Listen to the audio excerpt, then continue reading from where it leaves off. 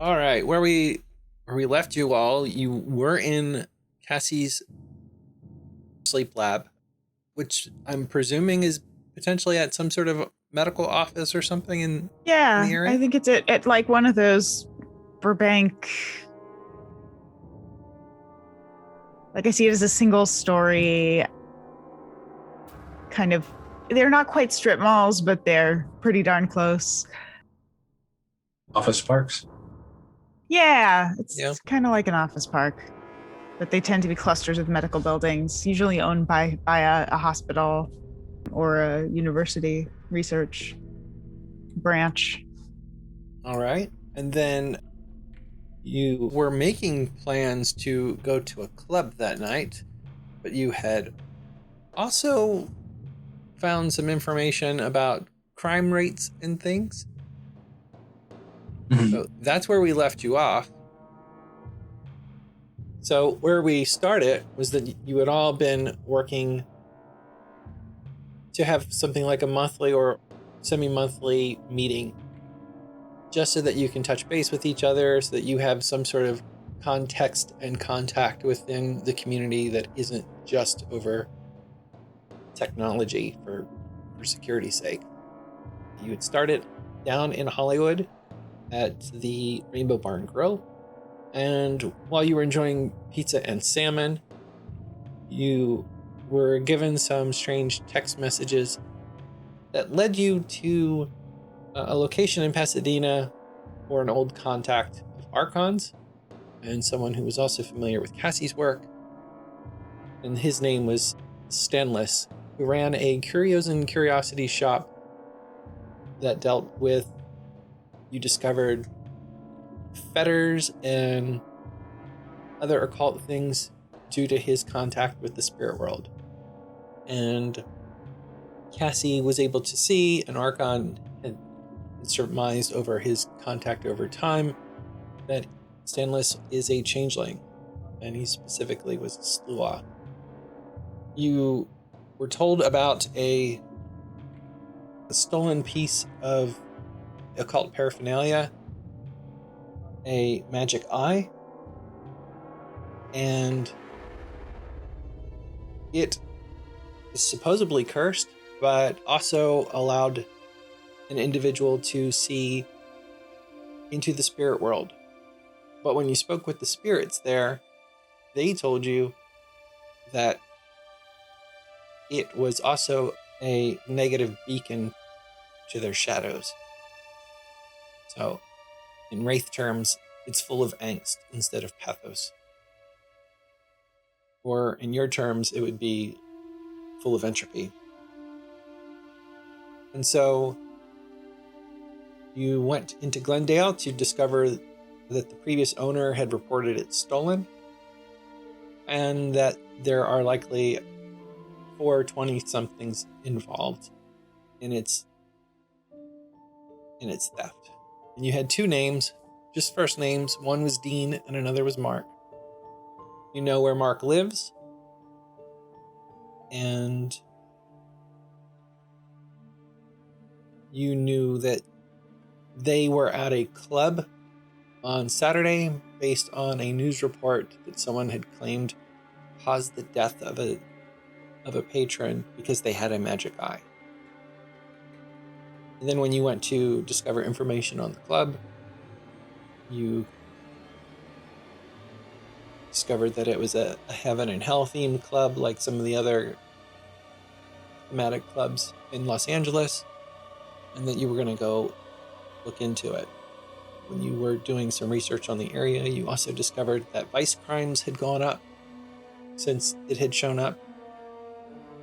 So drugs, DUI, not sex traffic, but sex worker crimes, because it's vice, which the vice crimes are all about people's morals, less so than anything actually anyone getting hurt. But also higher rates of DUI and drug arrest as well. This was the first death connected with the club. And for those of you who had been in there before, it actually had a fairly sterile feeling. But now you've got your mystic eyes turned toward it, and that was where we had left off. And there were 2 murders, correct, as well? 2 murders, so Against the crimes homeless? had gone up, and there had been 2 murders since the theft of the eye.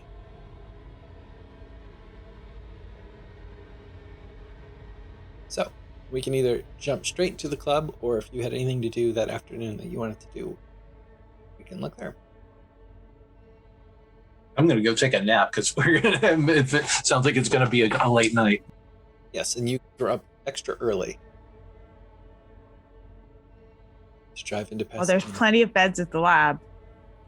I will go and crash at the lab. I'm used to finding crash space wherever it might be. So the lab is a chantry for me. It's a sanctum. I'm sorry, it's a sanctum. Okay, sorry. The lab is a sanctum for me. So what can I do there that I can't do elsewhere? You can cast vulgar magic there, is mechanically the benefit. Okay. Without the real fear of paradox unless you botch, but it allows you to work within the confines of your paradigm to do vulgar things.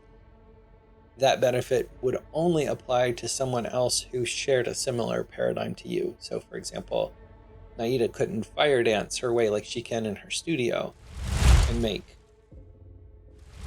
dragons of fire or something show up. But she could in her studio, because her studio does the same Not thing. that big a deal anyway, because I wouldn't want to create dragons of fire in your sanctum anyway. Well, and also, if I recall correctly, your spheres, the only thing that I can think of that you, with what you've got, that would be vulgar would be opening up portals into the other world with Spirit 3 anyway. Mind, unless you point at somebody and say dance like a monkey and they dance like a monkey, mind effects are almost always coincidental because it's going mind to mind. People can't see it. Yeah. Fair. But you could step into the land of the dead. You could step into dream. Yeah, you can open up portals into wherever it is that you want to go, or at least try anyway. I can take time to concentrate on the current situation to try and get some insights into what courses of action or information that we haven't figured out yet might be using Dream. Okay. We can do this. We don't need to make a roll. I think it's an ST. I think you are already proceeding with courses of action that make sense under the circumstances. Okay. You're not going down any sort of rabbit holes or anything like that, right? While we're here, is there any way for the Reverend to just figure out more information about these homeless that were killed? How they were killed, why, like where, either that nature. He's just trying to understand why homeless people. So if there's anything tying this together, that's what he wants to kind of ascertain, just because he works with the homeless very closely. So he wants to know if this was random, if this was planned, so he's trying to figure out more information. Sure. Why don't you give me either intelligence or wits, whichever is best for you, and an investigation roll.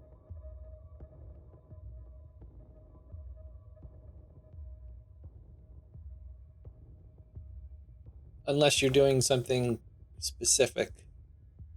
So I don't remember what numbers mean, but I got a 6, a 5, and a 10. There's not been a lot of public information on the murders specifically. The police have kept certain details of them under wraps. There are some names associated with the people. And one was named Miles Sharma. And I will tell you now, since you have the benefit of mind and dream and all these other things to make sure that you don't go down rabbit holes that are misdirects too much, the names here are primarily inconsequential. These were both homeless individuals. And that is why they were targeted, not for any other reason. The first one, Miles Sharma, was killed in Palmer Park. And Luis Rodriguez was killed in Johnny Carson Park. Now, for those of you not familiar with the area, one, you could always pull up Google Maps out of character to see this, because I'm assuming anything that you can get through that, your characters know. I know it's inconsequential, but still, what was his last name and what park was he killed? Luis Rodriguez was killed in Johnny Carson Park. This one is over near Studio City and is fairly close to the club, about 2.5 miles away from the club. Palmer Park is about 7 or 8 miles from the club, but it's right near Adams Hill in Glendale, which is where you saw the producer, David Parton.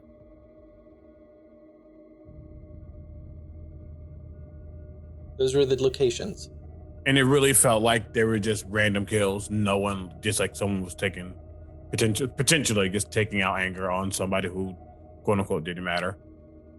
Exactly. That is the case. Now, Los Angeles, and there's plenty of news articles about this within game world and real world. A lot of people hurt those kinds of people for that very reason. They don't count, that no one's going to miss them. Then one last thing I'm going to do is, are these parks close to each other? No, the one is right near Mark and David's. So one was near Adams Hill? Yes, the first was in Glendale. Where we were earlier in the day to talk to the producer? Right. And the other one is near the club. So they're like 7, 8, 10 miles apart. Oh, okay.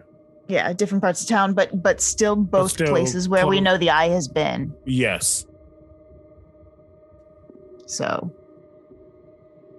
certainly fits with the idea that the eye is causing these issues. Regardless, he's going to contact what's the word I'm looking for? If there's any shelters that are in the areas close to those two specific areas, and just make sure everything's fine, and just really urge them to make sure folks are in the shelter, not really wandering out if they have space. Just kind of keeping still it's gonna be a lot out, but still, if more can be inside versus outside, just better. How many shelters are you contacting? Order of magnitude. Definitely any shelters that are around that are close enough to these areas that folks have been killed in. Okay. You're speaking to someone at a shelter near Burbank Airport, and they thank you for the information. And they're aware of you because of who you are within the community. You are told by them that yesterday morning they had received a bounty of donations to help take care of people. And that this has also been happening at a few other locations in the area. So. And I would say, who is the bounty from? Oh, it's been completely anonymous. We even had a photo op by an internet celebrity here earlier today. Who? Her name is Belladonna. Belladonna. She's a fashion influencer on the internet. I like to think this homeless shelter worker actually said on the internet. They did. Mm-hmm. But yes, on Sunday morning we had a pallet of food and clothing, and there was an envelope of money, and people have been lining up all day while we were taking care of everyone. Was there a note or anything? No. Must have just been an act of God. Well, God works in mysterious ways, that's true. Thank you. Well, not thank you, but I'm happy that you have been given such a blessing. And we'll keep our eye out for those that need it. So thank you for that information. Thank you. He will hang up and immediately look over. I know what I can do, and we are in your sanctum, which means you can potentially do more.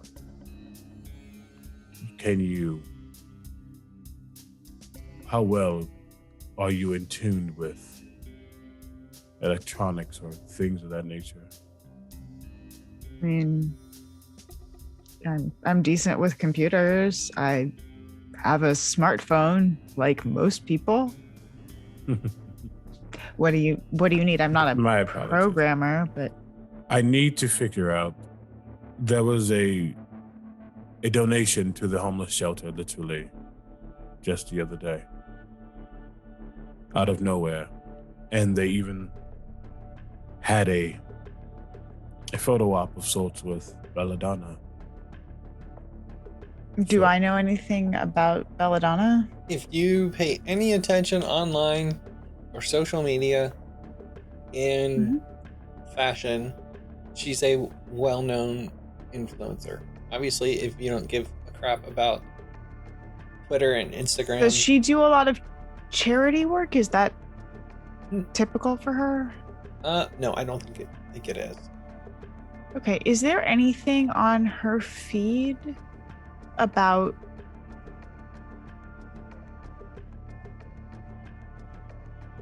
anything that catches my eye, anything interesting that she's done recently, any places she's been or things she's talking about going to do? No, in fact, for the past couple of days, her feed has been fairly quiet, except for today. She posted that she was at a shelter near Burbank Airport and was shown like feeding the homeless and giving out things. It looked like it was more set up to be a photo op, and then she was doing it to encourage people. And during her little voiceover, she was saying that she thinks Jason Momoa had donated a bunch of stuff to the shelter. Can I do a correspondence trace on that donation at all? Is there a way I can sort of focus in on that and Let's see. Probably you have matter? I don't have matter. Otherwise, I would probably want to do a matter correspondence combo for that. And also, it's been dispersed at this point. Good use. What level prime do you have? 1 or 2? I don't have prime. You don't have prime. Okay. I have forces. Okay.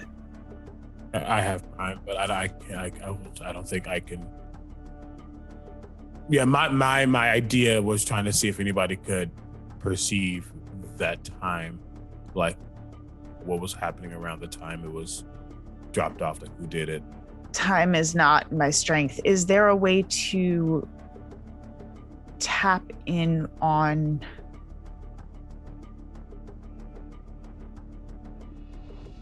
through mind and correspondence to get into the network to see if I can figure out where she's been recently? I don't see the mind connection. You could use. I was thinking of the network as almost like the internet is almost a living. That's okay. In Mage speak, they call that the constantly digital shifting and web. changing. Yeah. You probably wouldn't even need to. So you want more than what she's geotagging? I mean, yeah, because it would be And you're keying it to mind. It's weird that she hasn't been posting, right? That's not a thing an influencer does. You're constantly posting. And also I'm curious if where she's actually posting is where she actually is. Like if her GPS is lining up with her photo tags. Okay. And you're gonna tie it not to her GPS, but to her mind, to her as Ascension's. Okay. So give me an Yeah, I arity think roll. so. We're gonna wing Okay. this one. Let's make this 3, 6. But let's do difficulty 7.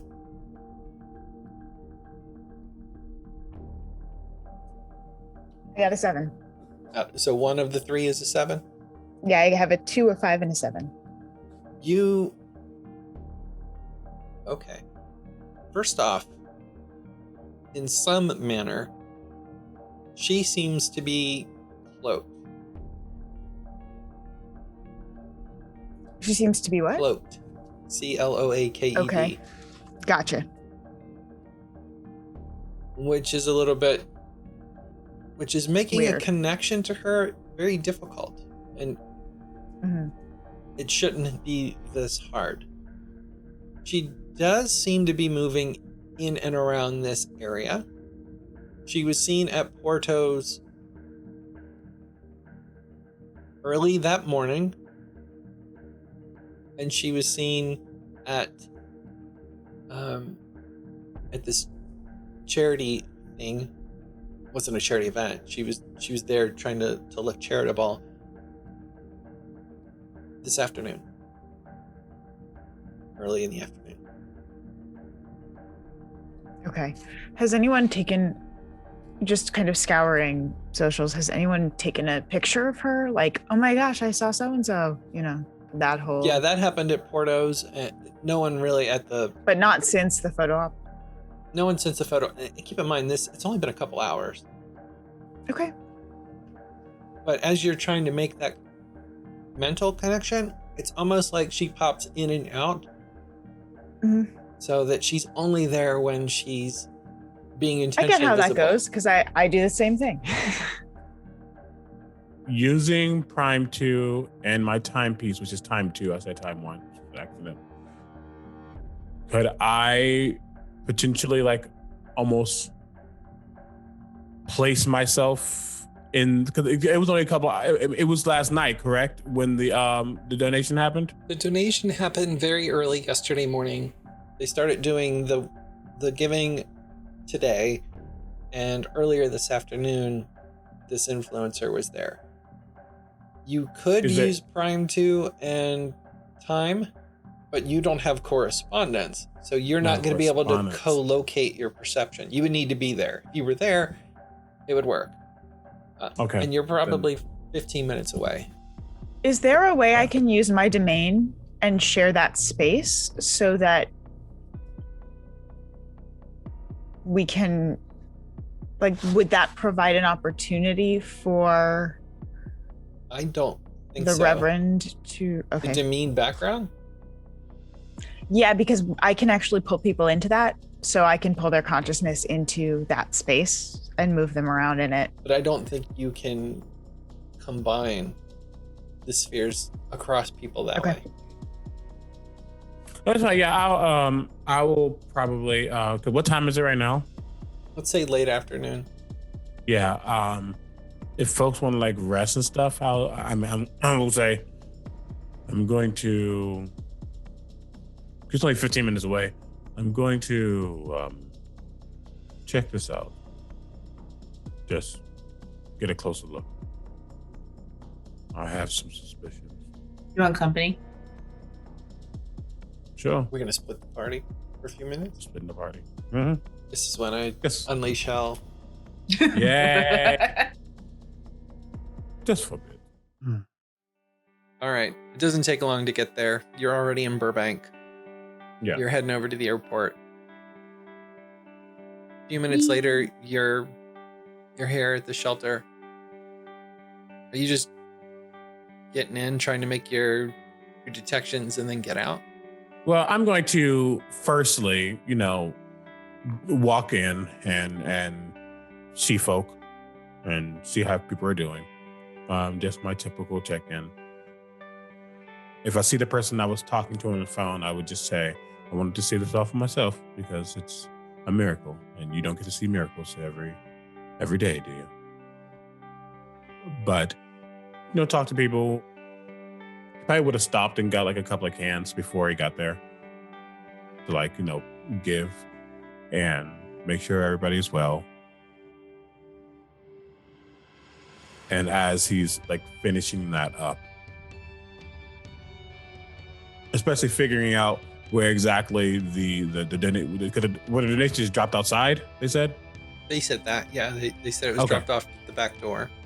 Okay, cool. Then yeah, I will kind of make my rounds and then head back there. And yeah, and then just while people are not really, obviously not looking at him, if he's already done this work, just going to try to figure out who was here. Okay. While we're here, can I, does everything kind of have an aura, or is it just people? In the sense of the mind sphere, they need to be sentient. Okay. If you're looking at but in a way, you may see all of your spheres that you have sensory powers in as a kind of aura. Okay. Let's see, because what I want to do, the stuff that has been donated, I kind of want to do a vibe check on the stuff that's been donated. Was there, when it was left, when it was left, was the person leaving it with good intentions or with, a donation is generally good intention, but what was the mood when this stuff was dropped off? All right. So go ahead and both of you can make me arete rolls. Omega, you're channeling it through the wonder because you're combining your sensory powers with its time power. Yeah. So you're trying to look at what happened when it was left off. Mm-hmm. And Naida is looking for, most of it's dispersed, but through talking to people or whomever, Naida, you are able to know that this batch of stuff came from there. Maybe it's some blankets or things, for sure. Okay. I wrote an 8, a 7, and a 9. That's lovely. So you got 3. I got 2 successes, 7 and a 9. And then you're good. Okay. From the standpoint of the emotional investment in these things, these were given with such an amount of love and compassion and desire to do good that it takes you aback. It's practically inner beauty incarnate. And then everyone who has touched it and has also been giving it away really feels that this is good, that this is a function of a higher calling, and really believes that they've been able to do this today because of such generosity of spirit. Omega, as you're kind of out back and flipping the timepiece and taking your perceptions back in time, you see this palette of goods instantly appear in a flash of light. And then an individual walks away. This individual is a black man who is beautiful.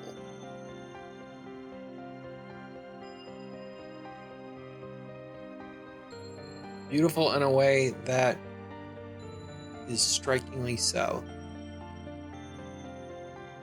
And then he's gone. And when you think about it, even in the moment past, you realize that you cannot put a finger on what his description actually was. You're just left with that impression that he was like you and luminously beautiful. And then he's gone as well. And then as you're flipping through, you're spending time looking into the scene, you see someone open the door. They're looking like they're seeing him, like he's still kind of there, but off camera. And they put a hand over their heart and seem to be thanking them. And then they get other people, and then they start bringing in stuff. Oh, so the homeless people did see the individual. A few of at least one worker saw the individual. Did I get a vibe that he's part of the Celestial Chorus? Or no? Or just that he's just beautiful and giving out this blessing?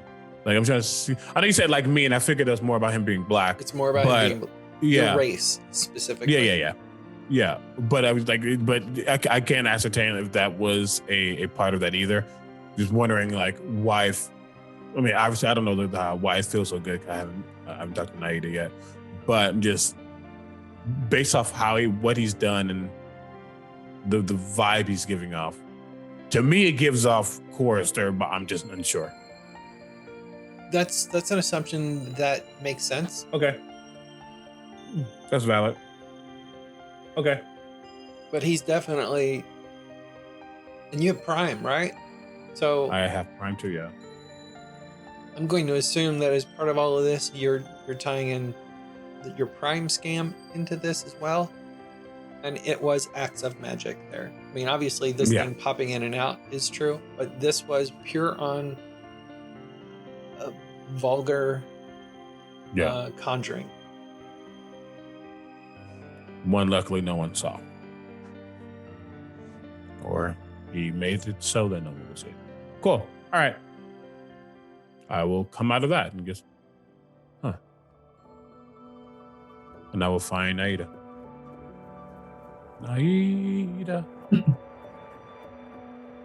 I'm probably helping people. Like the feeling of love and joy that I feel from these people is so good. I am projecting it further with mind. So it's like gratitude party up in the shelter right now.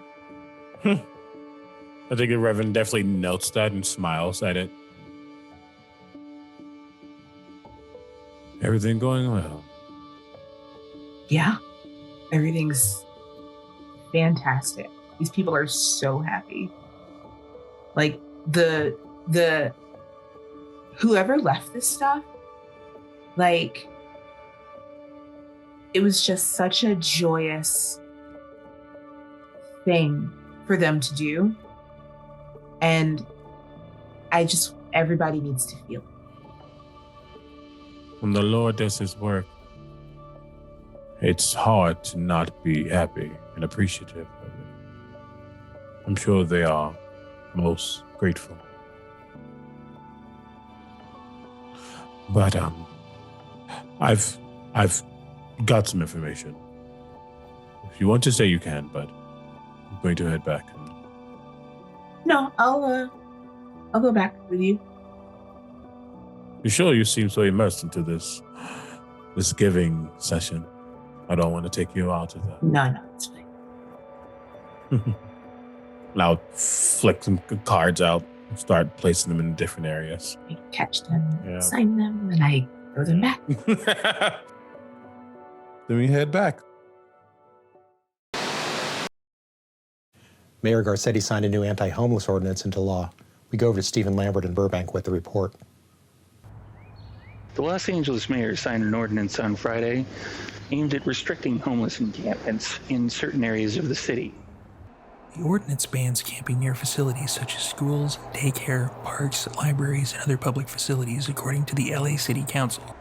In addition, the ordinance also criminalizes sitting, lying, sleeping, or storing personal property on public right-of-ways. Quote, "This law establishes clearly defined rules for how our right-of-way and public spaces should be cared for, in addition to providing safe passage and enjoyment of our city for our residents. It's time we remove these collectives of crime and drugs," said Councilman Machado. To enforce the new rule, the City Council has taken action through a resolution to escalate police crackdowns on the unhoused vis-a-vis street engagement teams. These teams include sanitation engineers and mental health professionals to actively disperse the unhoused, discard property, perform search and seizure operations, and if need be, ticket or arrest. Put your shit in the bag. Spokespeople and various officers that we've spoken to cite the decriminalization of drug offenses as a major cause of the problems. It's a lawless society. They get to do their drugs, they get to go off on their tangents, and they get to live without any rules. Without being able to get people in the system, they can't force people into programs. And with the surge of drug use comes more and more behaviors associated with psychosis, including assaults against the public. The most alarming thing that I'm seeing is just the random nature of it. These are people that are just walking down the street, the victims, just minding their own business, and they get attacked for absolutely no reason. Believing in other forms of dealing with the crisis, the Valley of Hope nonprofit group, in partnership with the area churches in the cities of Burbank, North Hollywood, Tarzana, and Northridge, has been providing resources to the unhoused, including tiny house villages, through donations and land grants.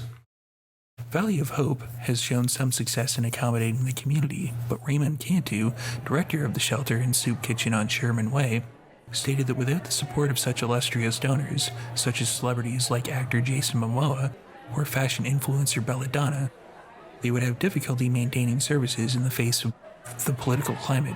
Quote, "We've been very blessed to have recently received such large anonymous contribution, as have some of our area churches. We're proud to be part of the community that sees these as people who need a hand and not a problem to discard." Opponents of the tiny house program include the mayor, who in previous years has had the city seize homes. Other opponents cite operational costs of over $3,000 per house per month in upkeep, while others just don't want the program in their own backyard. Not all of the homeless want homes due to the rules put in place. Even with screening, curfews, rules against drugs and alcohol, and security, there is still crime associated with these tiny villages. What surprises Director Cantu the most about the project isn't the support or even the opposition, it's the people who seem to disappear even after waiting months on a wait list. I'm Steve Lambert, reporting from Burbank. Back to you in the studio. Stephen, what have those you've spoken with had to say? If you speak to the police, the public, or the transients, you get a different answer. The police say that everything they are doing is in the public interest, and they use their full authority to do so.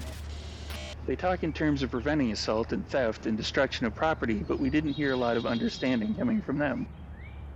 The public doesn't feel they are doing enough, not being able to use sidewalks, not to mention the drug paraphernalia. As one woman said, being homeless shouldn't be a crime, but to quote, "taking a shit in the park is definitely against the law." You get a different picture speaking to the folks on the street.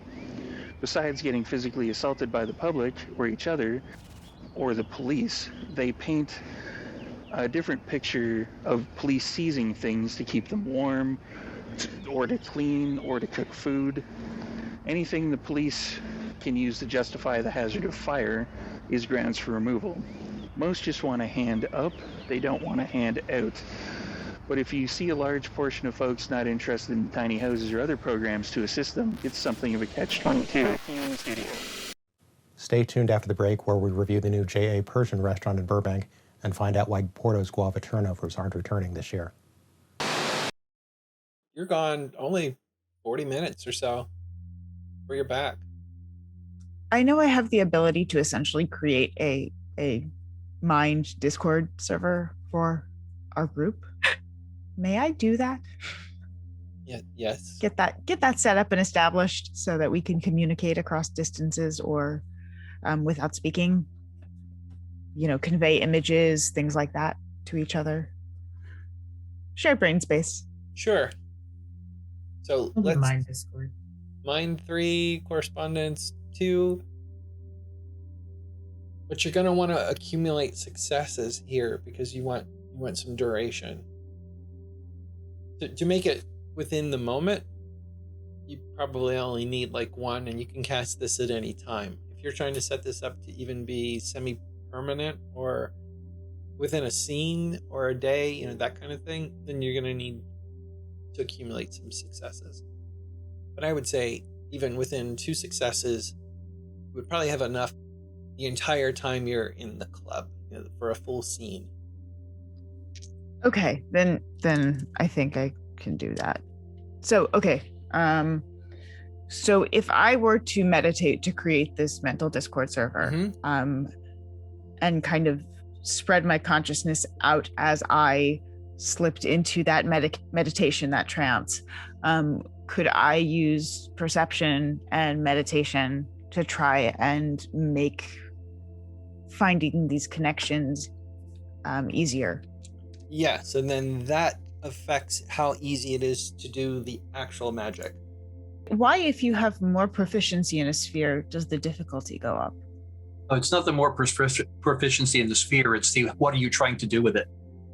Oh, okay. Difficulty depends on whether you're trying to do something small and simple, like sensing, just I'm going to look around the room. That difficulty for that is basically nothing, unless there's something really, at stake. You wouldn't even really bother rolling that.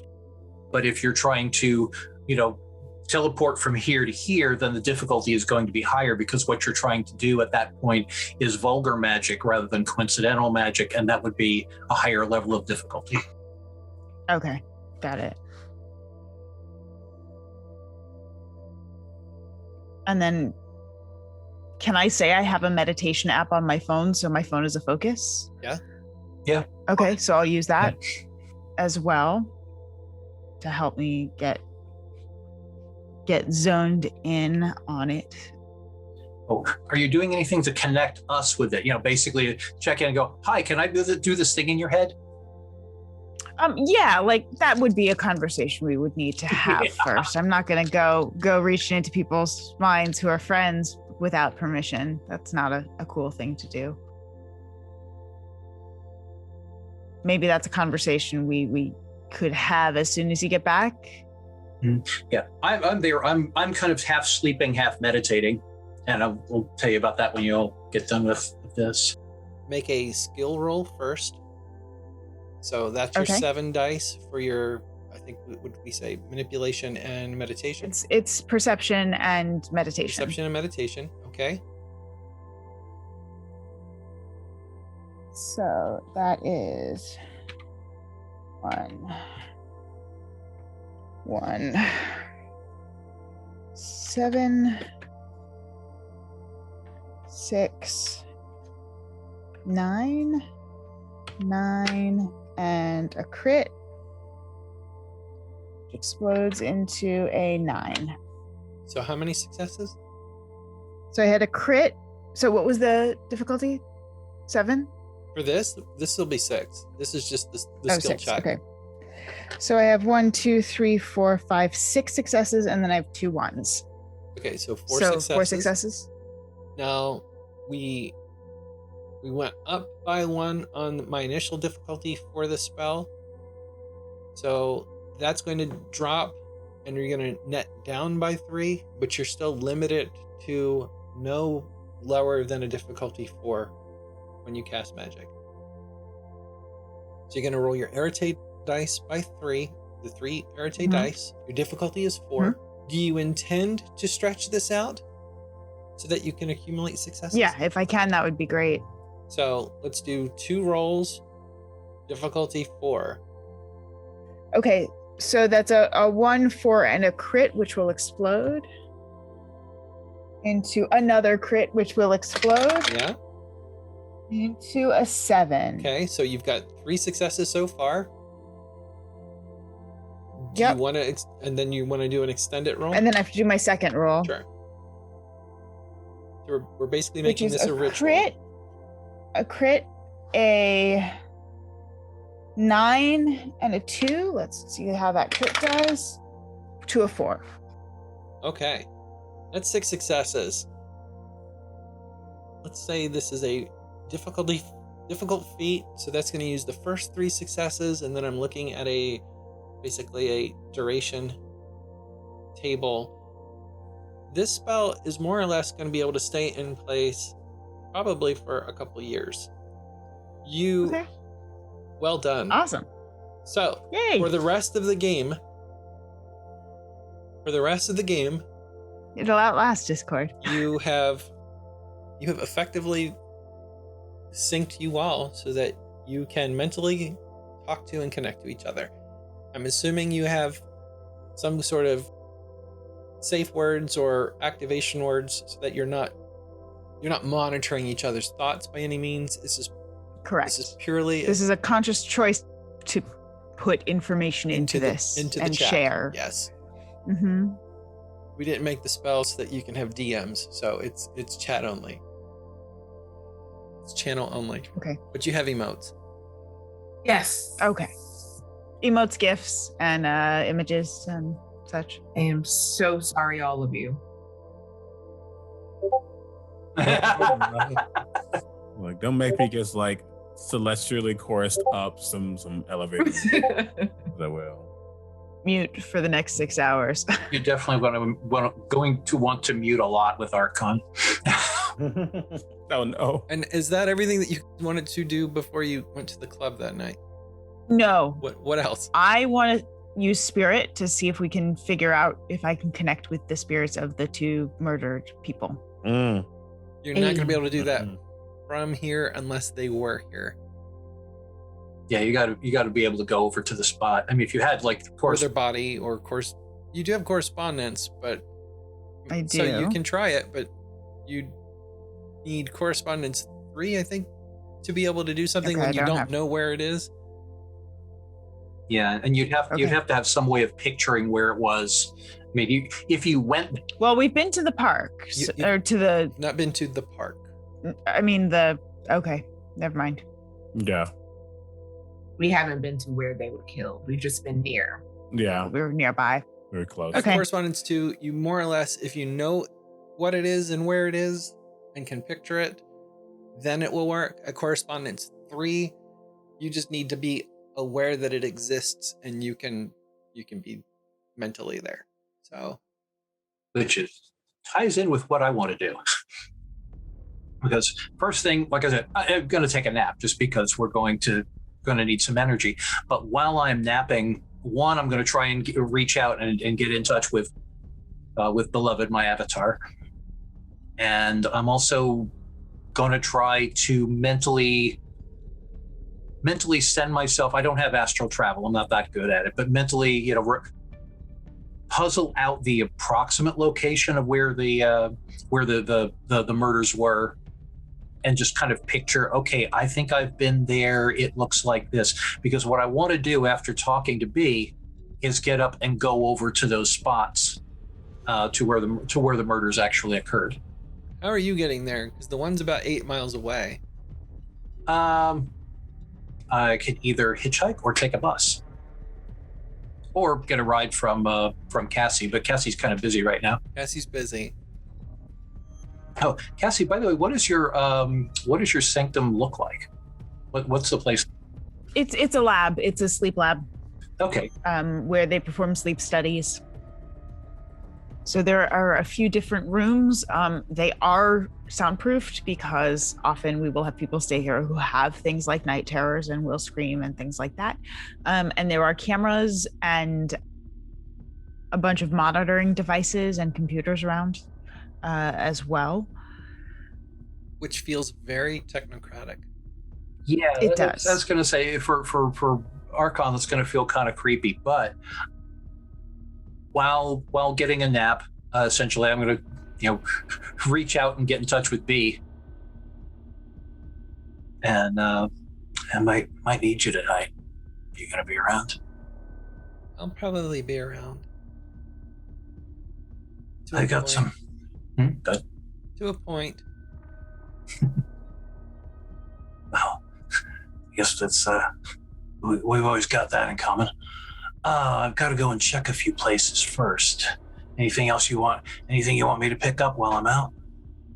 In-N-Out burger? I can do that. Great, thanks. And we'll set up a meet time and place. And because B is both a manifest avatar and an ally. Basically, B can appear in front of other people when she wants to. If she doesn't feel like appearing in front of other people, she doesn't. And she, being a spirit, she doesn't have to do things like take buses or anything. She can just appear wherever she wants to. But she can appear in a vaguely material form so that I can get her a burger and she can eat it. Yeah. So let's say you're gonna go to the location that's actually closest to you. Closer, yeah. And that's Johnny Carson Park in Burbank. Okay. It's a small park bordered on the east side by the Disney ABC Studios and Providence Hospital. On the west side is the Burbank Studios. And along the southern edge is the Ventura Freeway with an exit. So it's very accessible within the area. Okay. When hitchhiking, I can basically send out a mental impulse going, I'm cool, pick me up. So I don't generally have problems getting rides. Okay. And so I will, after letting Cassie know where I'm going, or that I'm going anyway, so Cassie's not like where the hell did Archon go? I will touch base with Cassie, and then Cassie, do you tell me that you're setting up this thing in my head? Yeah, I would have had a conversation with everyone before I actually set it up. It's not fair to dive in quite like that with friends. Okay. At least not to have something that back and forth. Though I can't really tap into anything you don't want me to see at that point. All right. So I will just go over to that first murder site, and when I get there, take out my guitar. And is it obvious where the murder site is? Like, is there a blood spot? Is there blood on the pavement? Is there still a chalk outline? Is there like a street shrine or something like that to the person who was murdered?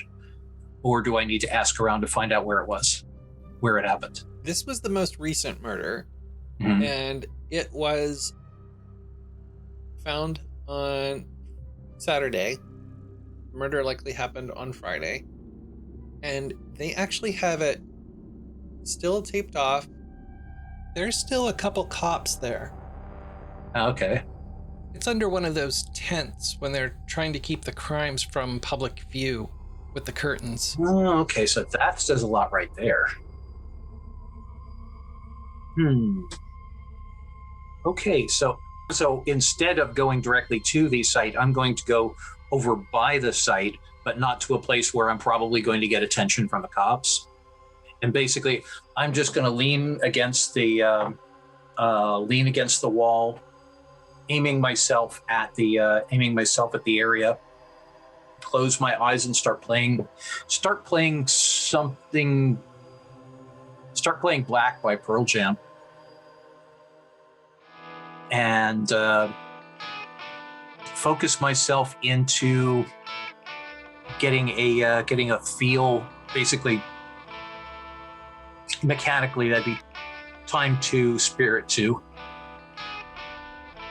Yeah, time to spirit 2. Try and get a feel for if I can see what happened or is happening in the spirit world around that murder scene. In my mind's eye, obviously, because I'm not looking at I'm getting a picture of it in my head, closing my eyes, sinking into a meditative state while playing the song, planting my feet, and basically getting a literal feel for the area, the situation, and seeing if I can see the ghost of the person who was murdered, if I can get an impression, like a spiritual impression of who murdered them, what murdered them, if there are parasitic spirits hanging around the site of the murder, maybe get a perception of them. Okay. Now, that would just be the Arete roll. What should I just do? The Arete roll straight? Yeah. It's okay. Pretty low difficulty. It's sensory. Dice do not love me. You apparently got my successes there, Jen. I have no success. You don't even have a 4? I have A4 and I have A1. That took the 4 away. Okay. So You can roll it again. The difficulty goes up by 1. Okay, try for 5. No, I botched that one. A 4 and 2 1s. Holy shit. Okay, get rid of those dice. Okay. So you're going to get a little bit of paradox for that. Yeah, But it's only a basically, I'm sensory. going to get a headache.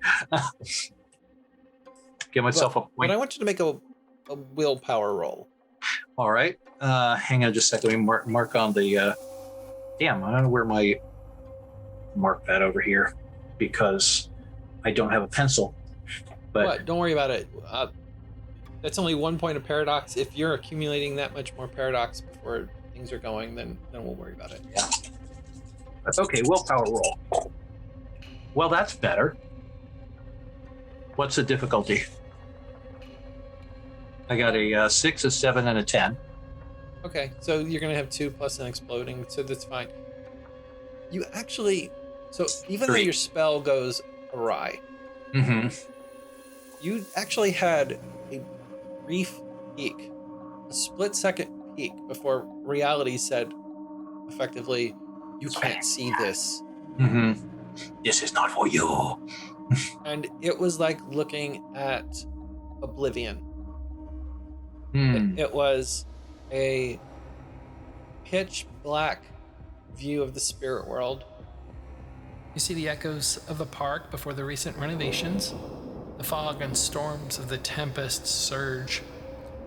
A whirlpool of plasm circles a Neil that erupts with tendrils from the labyrinth. There are no wraiths in sight, only soulfire lightning and ectoplasm rain shredding any unlucky spirits. Okay, so this was not just a normal murder. I didn't think so. So what we basically have, yeah.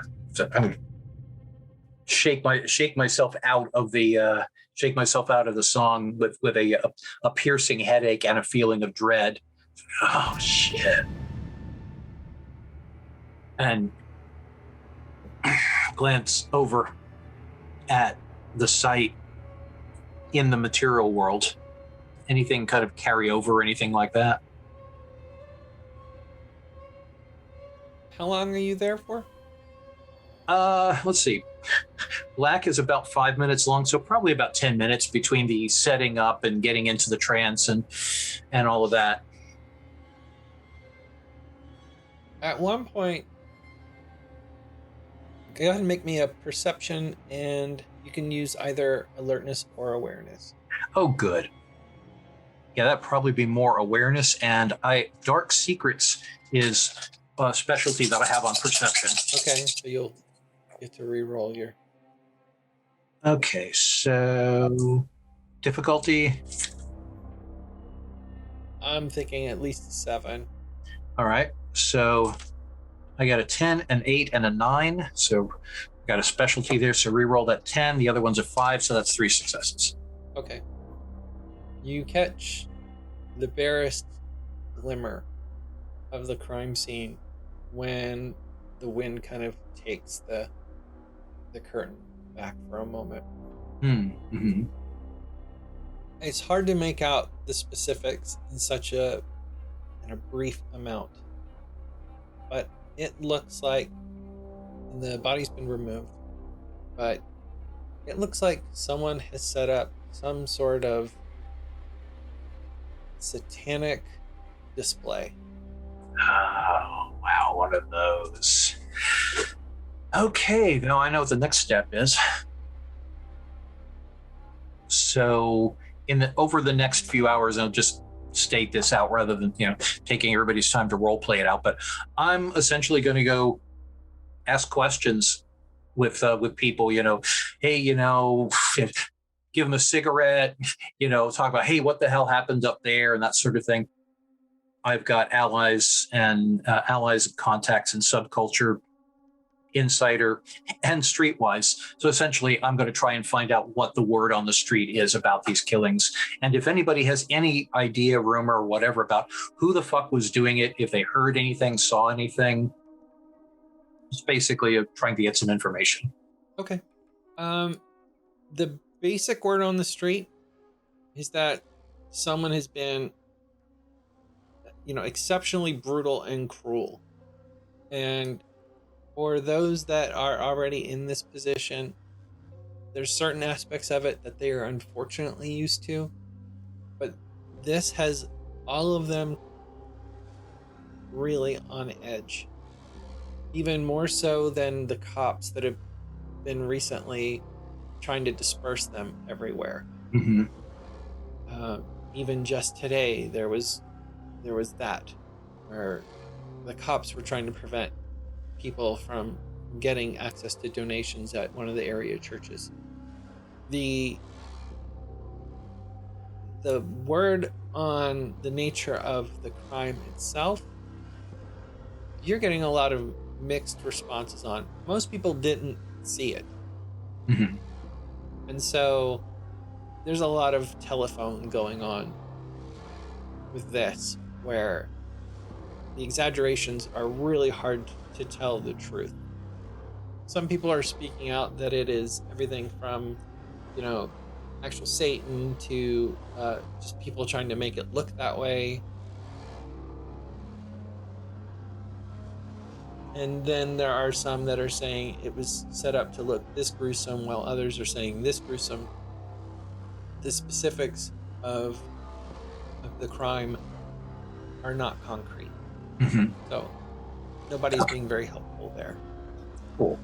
Thank you. But that's basically what I wanted to know, is whether or not people had seen, were these kids there? Was it, was this people, was this monsters, was this one guy, was it, but okay, cool. That's what I wanted to find out. And I figured, it was going to be pretty contentious as to who did what or who saw what. But in the course of getting that information, I'm also going to strongly suggest that people get to stay in shelter and stay the fuck off the street if they can at night for a little while anyway. And in the course of doing that, I'm also going to try and check in on that runaway girl that I had mentioned in the last game session. This Ashea, just to see whether anybody has seen her, heard from her, anything like that. And if I can either find her or find somebody who is a friend of hers, I'm just going to give her the word to stay down. Something, trust Archon in this. Some bad shit is going down. Stay down. Okay. All right. If I was able to get an image of the park, would that be enough? Like, if I was able to get a police photo or something of the murder scene, would that be enough to try and tap into spirit there? It would, but they're not releasing anything to press. And the park is closed right now with a crime scene or something? Yeah, the crime scenes are they're trying to keep visibly off limits before they're completely scrubbed. But Archon's there. Could I use mind and correspondence to see through Archon's eyes? Do you ask him? Yeah. How are you asking? Yeah, you can do that. Through the chat, through Discord. Mind cord. Okay. I wasn't sure if Cassie had that conversation with Archon yet.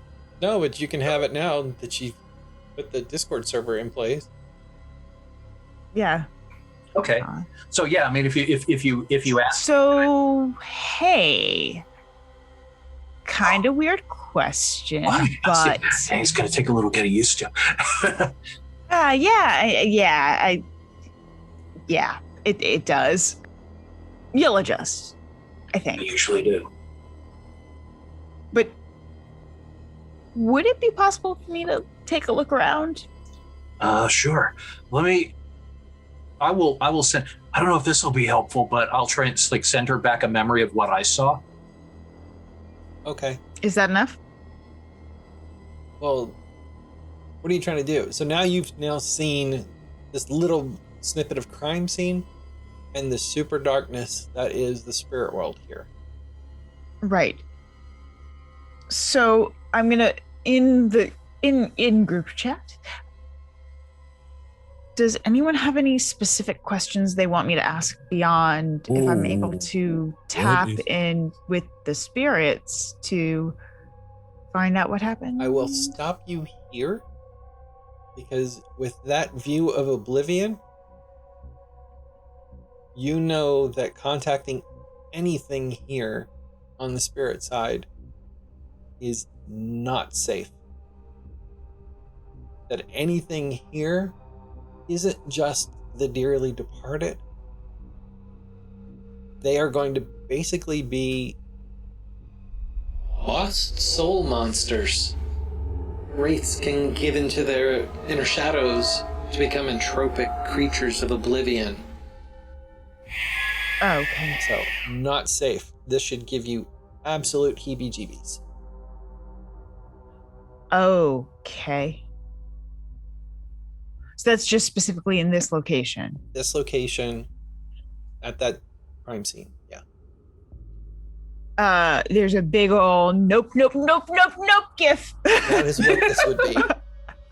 It goes straight into chat. You get the emotional equivalent of a nope gif in chat. So we're like in Reverend's car. It's like, not used to that. Nope, not used to that one at all. Again, it takes a little adjustment. I know. I'm sorry. It's okay. But, Okay. Think of it as being on comms. It's faster and more private than, texting. You're right. Yeah. Mm-hmm. We're on our way back. We got information. There was no one safe to talk to there, right? Ghost-wise? In No. terms of spirit? Okay. Now, granted, you were seeing through effectively his brief glimpse of paradox-laden vision, but yeah, Right. This would be a completely unsafe place for even a ghost to exist in. Even if someone just dies there, right? Like right now, just has a heart attack and dies, and their spirit is there. That spirit is likely to be almost instantly destroyed by the context of what is happening in the spirit world there. Okay. Do I know what would cause that to happen? It can happen at scenes of absolute evil. Magic can make it happen. The underlying structure of the Shadowlands will sometimes erupt into these kind of points of oblivion. So it can be natural relative to the landscape of their realm, but for it to be here and specifically at this site is a coincidence that isn't one. Is that something that I can dig into deeper with like esoterica or occult?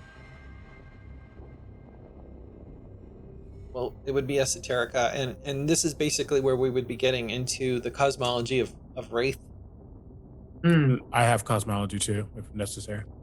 I do too. In the Shadowlands of Wraith, or as you guys would use as mages, the Vidaria Mortem, the dark reflection of reality. Normally things have a quasi one-to-one representation. Oh, here's the spooky house. Over here, it's, extra spooky and dark.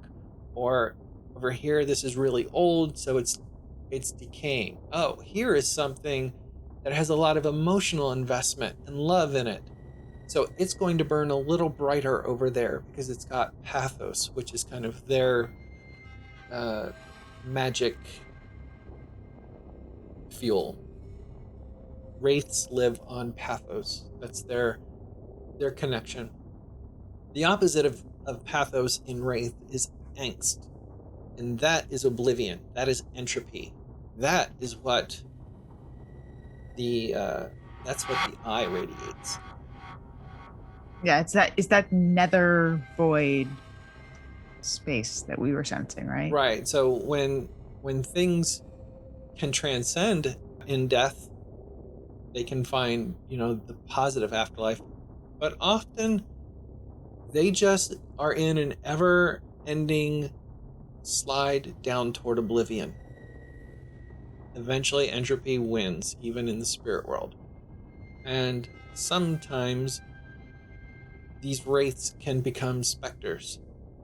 It may be because they're already inherently tied to oblivion. It can happen through other means as well. You are looking at basically a hole directly to that fundamental darkness. Somebody made a void and went. Okay. Bad news. Bad news.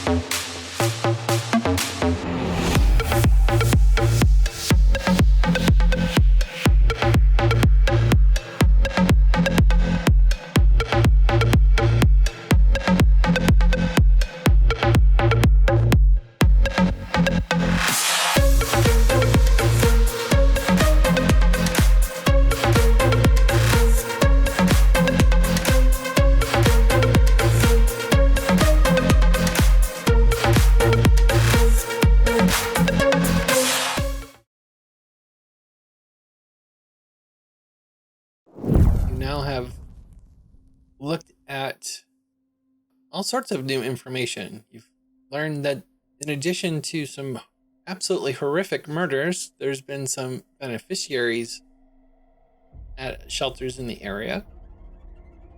You now have some information that these unfortunate killings have completely additional flavor of darkness on them.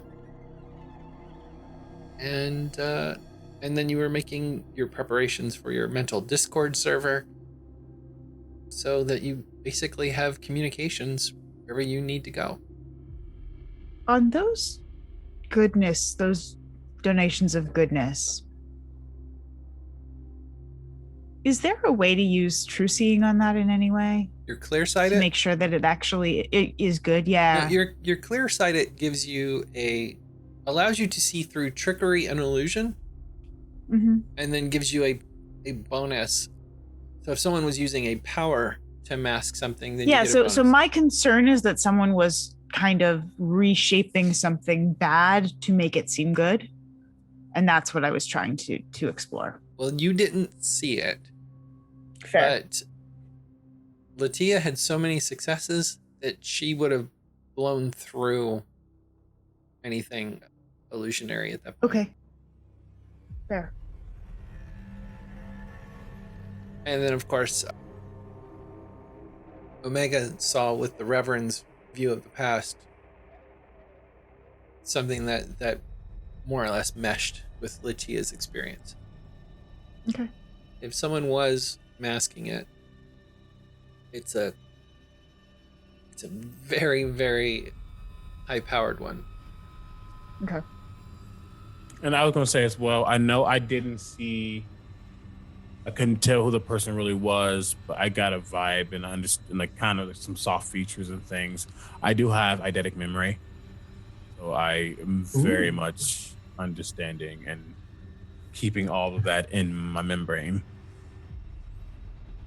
I keep lots of things there. But cool, yeah. I think we finally get back though. Yeah, you've all more or less gotten back to the sleep lab. Experiences have been shared. Everyone, both in person and through through your mental connections. Everyone is aware of what was seen and the strange juxtaposition of darkness and light in the area. Oh, and before going back, I'm also going to meet up with B and get her that hamburger. Basically, tell her what we're doing in terms of the club, and ask if she can watch our backs. She gives you a somewhat disapproving look and then says, I'll think about it. And then she disappears. Okay.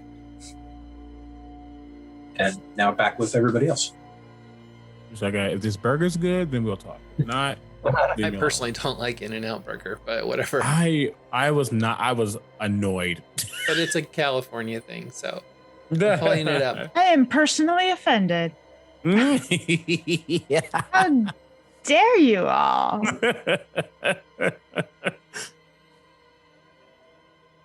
Yeah.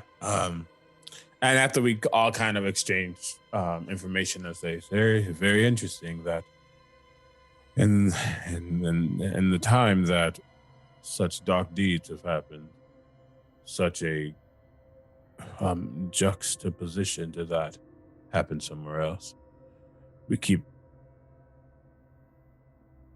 finding out things everywhere else. I think it's finally time we go to the Paradise Lost, where light and darkness does intertwine, and see what we can find out from there. Yeah, let's see what's actually happening there. Hope everybody apparently has good dress or something. I don't party. It's not much style. I would like to put on basically a detector. I'd like to use a rote to add a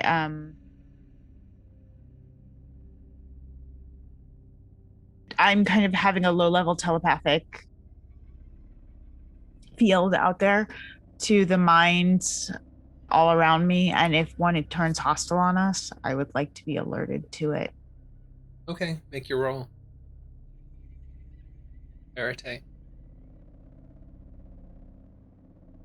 Is it 6? You're detecting hostility is basically what it does? It's an ongoing, yeah. It's kind of just like an alarm system, basically. With time? I don't have time. Okay. So, sure. It would be mine. Yeah, okay. Yeah. Probably. So I have an 8 and a 10, which explodes. Okay, to a 2. So it's an 8 and a 10. Okay. You've got a Wii field in effect. Mm-hmm. Okay. So do we want to go in? So we want to do this. We want to do this together, or kind of go in one by one and just stay in touch through the head. Well, yes, we can go in, but we don't have to know each other necessarily. Okay. Or that we can just make sure that they don't know that we know each other. Exactly. Want me to talk to the bouncers? Sure. I will go. I'll go there first, and using the whole subculture insider thing, basically talk to Hammer and Jace, who are the door bouncers at Paradise Lost. To when my friends show up, just don't put them in the line. Let them in. Charge them, but It is a Monday, so there's no line really to speak of tonight. Okay. It's going to be a fairly low key night there. Okay, and I'll just I will let the door people know that my friends are coming in. They're cool. Okay. And then I will go in and basically give them the descriptions of these three, and B if B feels like showing up, which they probably met B before. But in any case, I'm gonna go in there and just kind of do the cruise around and ingratiate myself with people thing, and sort of stake out the downstairs after a while and just kind of be casual, get a beer, and find myself a place to start drinking. Okay, there's plenty of locations over by the bar. Yeah. So you went down to the Inferno floor. Yep, I'm going down to hell. I'm going to get drunk. Yeah, the Reverend's going to obviously keep his facade that he has outside of this. And he'll go, when he gets there, kind of smile, that charming demeanor he has. He's going to go up to the upstairs. I was about to say Celestial, but I don't know if it's actually called Celestial. The heaven floor. So the heaven floor is technically the ground floor, and then up above is a VIP level. Then yeah, he'll stay on the ground level. Okay. for now. So you're in the Paradiso, the heaven area. Do you want to go to the VIP level? Because we can do that. Oh, I'm very good with where I was gonna start here. And if I need to go up, I'll go up. Fair. Oh, did we get any information on Carniveum Entertainment? Did you look for anything in addition to what you found? Yeah. It's a holding company like Houston Hospitality or any of those other. They own nightclubs all around. Okay. Okay. Profitable. People like the themes and enjoy the clubs. Okay. There's been nothing in the news, no press releases that indicate anything unusual about them. Got it. Thanks. Down in my spot in hell. What kind of music do they play down here tonight on a Monday? It's an off night, so they're not really playing as much of the newer stuff, but it's going to be things like Crux Shadows and Front 242 and Sisters of Mercy. So retro darkwave. Okay. Retro darkwave. From my place where I'm leaning against the wall and drinking, I'm just going to close my eyes and start sending out the impulse that people want to dance, and kind of hum along with whatever is playing, so that the people around me are kind of getting the, hey, yeah, there aren't many people down here, but it'd be really fucking awesome to dance. And maybe even because there's not a lot of people down here, nobody will see me dance, so I can dance. Okay. And get a dance floor started. And then when people are dancing, I will finish my beer and join them. And essentially what I'm doing is I'm focusing my ecstatic perceptions through a combination of an alcohol haze and dancing to the music and getting in touch with the crowd. As you approach the dance floor, Where I am. you're fine over there right now. So you're on the dance floor in hell. Atia, you've got Yeah. there? Yeah. I would have gone to Inferno, and if Archon is letting loose that impulse, I am picking it up and amplifying it. Okay. So to kind of set the scene first, as you come down the stairs, there's this big statue of pure white statue of Lucifer, modeled after Le Genie Domal, which is a statue in Belgium, where it shows Lucifer holding his head after he's fallen and he's shackled and he's sitting there despondent. Pretty one, right? It's very pretty. Now, I think, isn't that the one that, like, there was a statue and then they were like, this portrayal of Lucifer is too sexy. Here, this guy's brother, do another one. And it was still super sexy. Like the rest of the club, there is artwork all over the place. Some of it is digital reproduction, some of it is physical. There's a lot of lighting and special effects. They will use holograms throughout as well to kind of give the illusion of devils and cherubs upstairs dancing. Down here, obviously going to be reds and orange lights. Upstairs, it's going to be blues and golds. The dance floor down here is set up to look like the giant pentacle. On the floor, That's not asking for trouble. is a Baphomet black painted pentacle. Everything decoration wise is all literary. There is nothing truly occult here. It is purely playing up on the literary aspects and associations, so that people who actually are not tied to the cult think it is, but anyone who may even actually be quasi-religious, if they've even come in through the front door, aren't going to directly be offended. This is a somewhat minor exception to that rule, but then they don't expect those folks to necessarily be down here. And if you do, well, then what the fuck did you expect? Then what did you expect? Everything is on the nose. As you start to approach the circle, you haven't seen B. The music starts to sound like it's underwater. and the time ramps to a crawl. And for a moment, nothing is happening to your perceptions, Archon. And then you hear in her voice. In B's voice? Moments lost, though time remains. I am so proud of what we were. No pain remains, no feeling. Eternity awaits. Grant me wings that I might fly. My restless soul is longing. No pain remains, no feeling. Eternity awaits. And then the time ramps back up. And everything's back to normal. And you're still a footstep outside of the circle. Okay. What do you do? I am not going to step into that circle. That had warning all over it.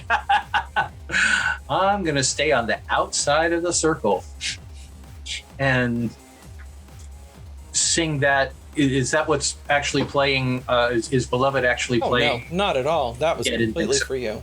Okay, so I will start under my breath singing the next verse back to it while circumnavigating the circle clockwise, not widdershins. Okay. So just really quickly, just understanding, Archon was about to step on the circle, and Beloved basically said, "Nah, let's try that again." Beloved is his avatar. Yeah. Yeah. And they basically said, "Don't do that. Let's make sure you don't do that." Okay. I'll just make sure I understand what just happened. That's what just happened. That's funny. So you say you want to try that again? Yeah. The song "Beloved" by B&V Nation, which Archon named his avatar after, is a love song between a fallen angel and a non-fallen angel, and about how they're perpetually separated but still love each other, and can see each other kind of from a distance every now and then, but that there will always be a separation even though the love endures. And that particular verse was kind of like we're going to be even more separated if you go in there. That would be bad.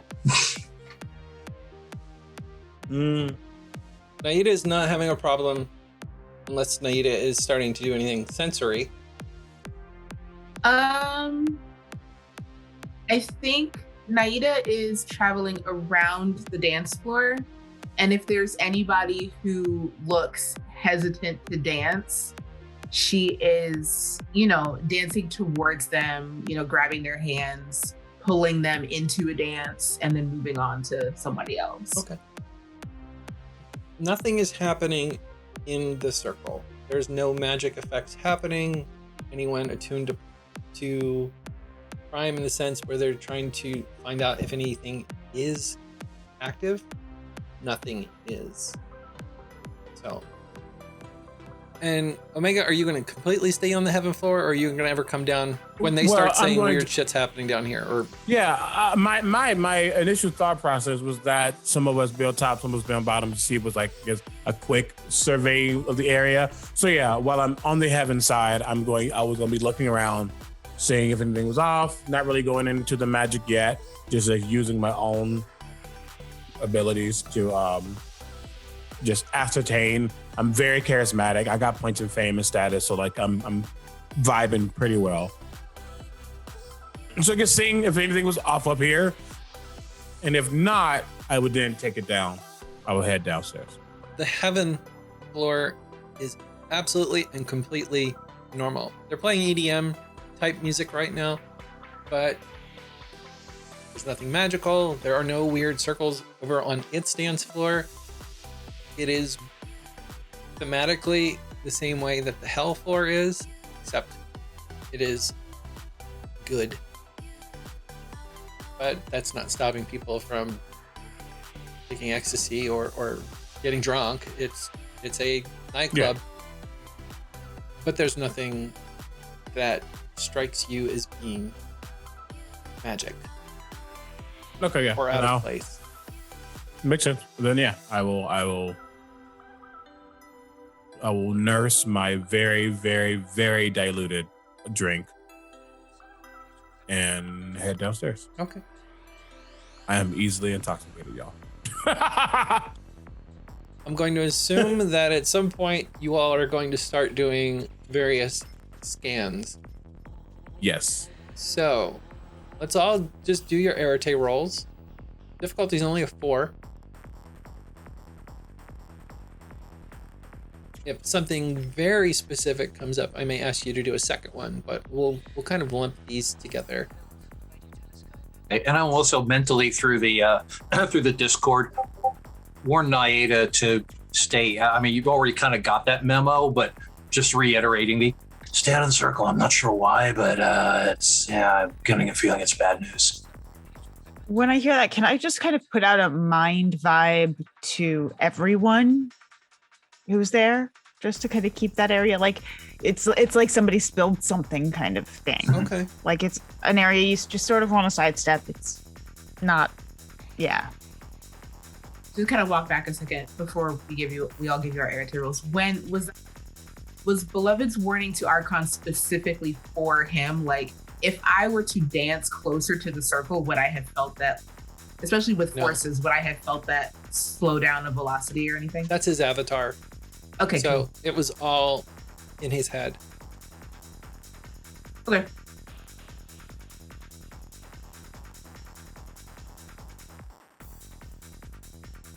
I got three successes on my roll button. As long as no one botched with a difficulty. Oh, I exploded twice. Okay. So I have 2. I have 1, 2, 3, 4. Okay. 1, 2, what kind 3, of 4. So looking at the spheres, I don't know if you all have all of the spheres or not. So Naida, which spheres, since I know you are one of the more perceptual powerhouses, which spheres would you like to kind of focus on? I'd like to focus kind of on spirit and mind. I don't feel like there's anything super forcey right now. I would like to see if there are any spirits, just generally any spirits kind of inhabiting the area. And then with mind, I've only got 2 spheres in mind, so I don't think I can read thoughts. Yeah, you can get surface thought. And get surface thoughts. If anybody here is waiting for anybody to move into the circle, into the middle of the dance floor. No, the DJ is spinning. He's up on the DJ stand. This is not their normal DJ. It's not their headlining DJ that would be here on the weekend. It's someone who's just has a set list and kind of knows how to play some of these retro songs. Mm-hmm. They aren't doing anything other than grooving with it and having a good time. Mm-hmm. The folks that are dancing, mostly any trepidation that any initially had about dancing were removed by Archon's work. But there's nothing out of the normal. It's people are having a good time, which is something that is often said about this place. So from the mind standpoint, you're not getting anything there. The spirit standpoint, there are no ghosts. Even though you are aware someone had passed away here the other night, there are no ghosts here. There's nothing skin riding people, which is, when ghost is possessing someone. Mm-hmm. The gauntlet here is thicker than you would expect it to be. Okay. And you also get the feeling that it has been wrinkled up or torn and then repaired. Like somebody balled up a piece of paper and then smoothed it out. Yes. Okay. Okay. And that is focused within the circle. Okay. That kind of distortion. Omega, what kind of sensory info were you looking to get? With me, I'm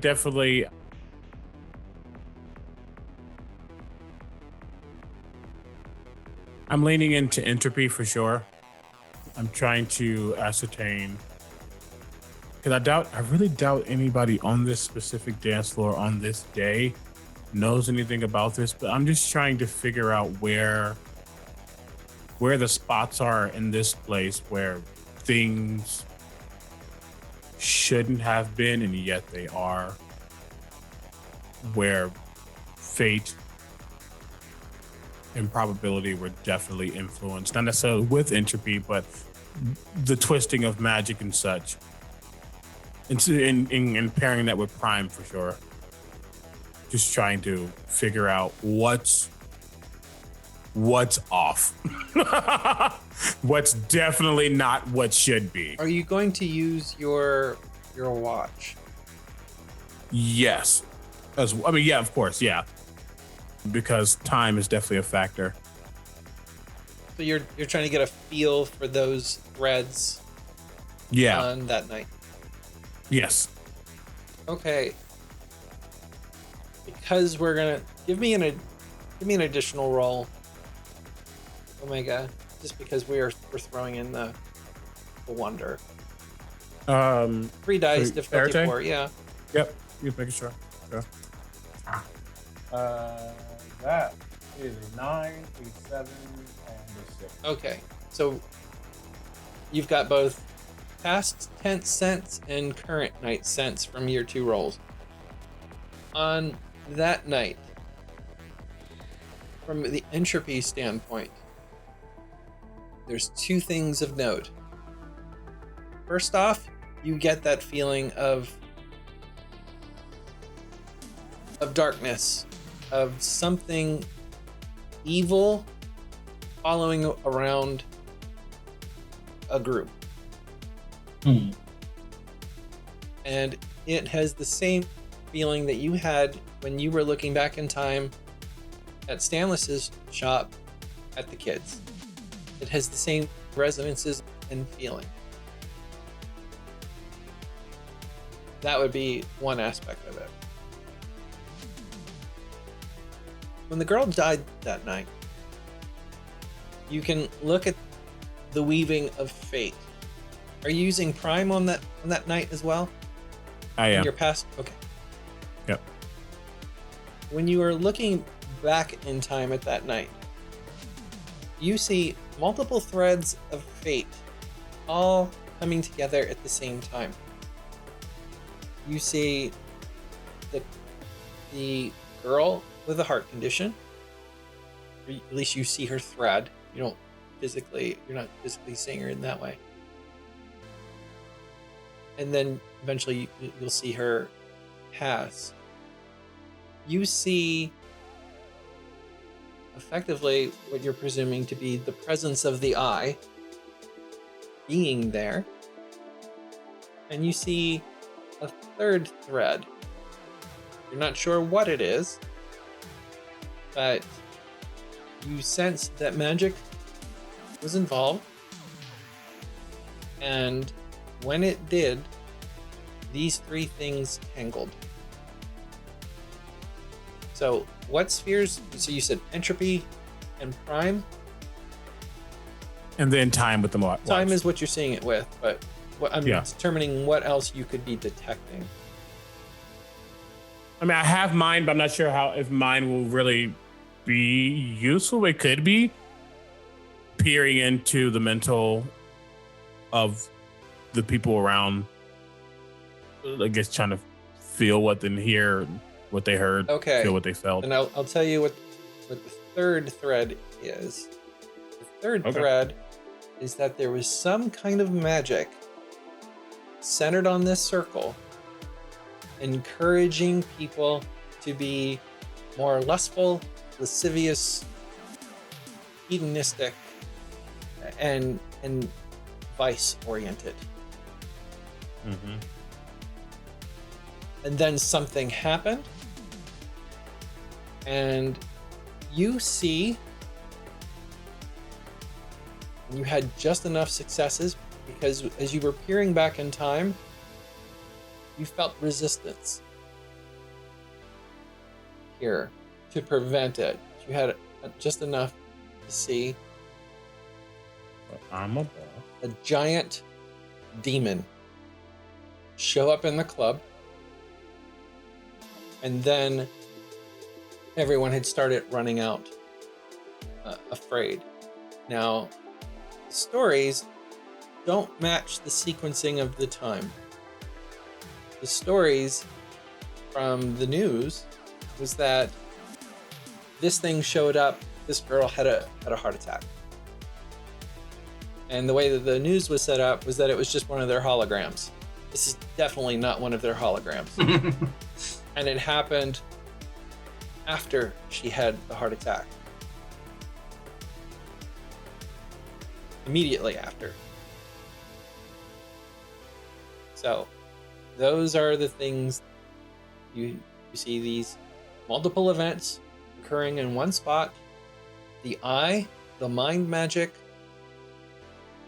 effectively the sacrifice,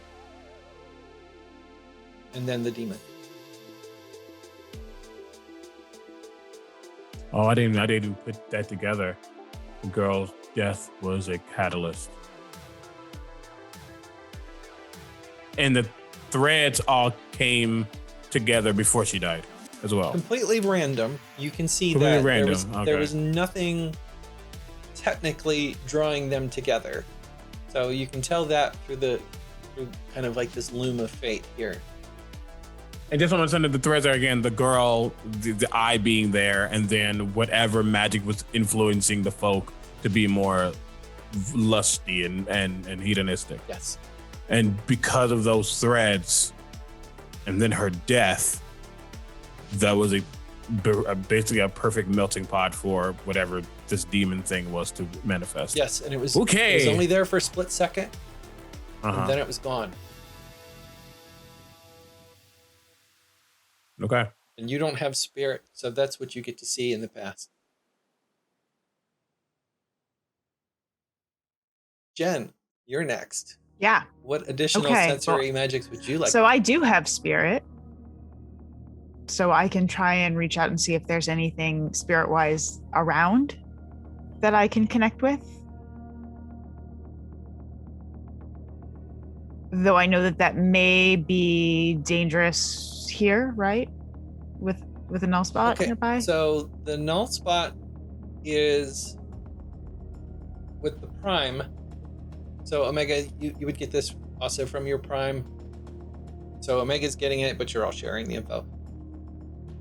The prime seems to be a ring within the floor. And it seems to be controlling and channeling what's there, but it seems to offer some level of control. As far as how or what, you're not quite sure yet how that's done. Spirit-wise, you're going to get similar information that Naida had first gotten. There are no ghosts here. There's nothing like that here.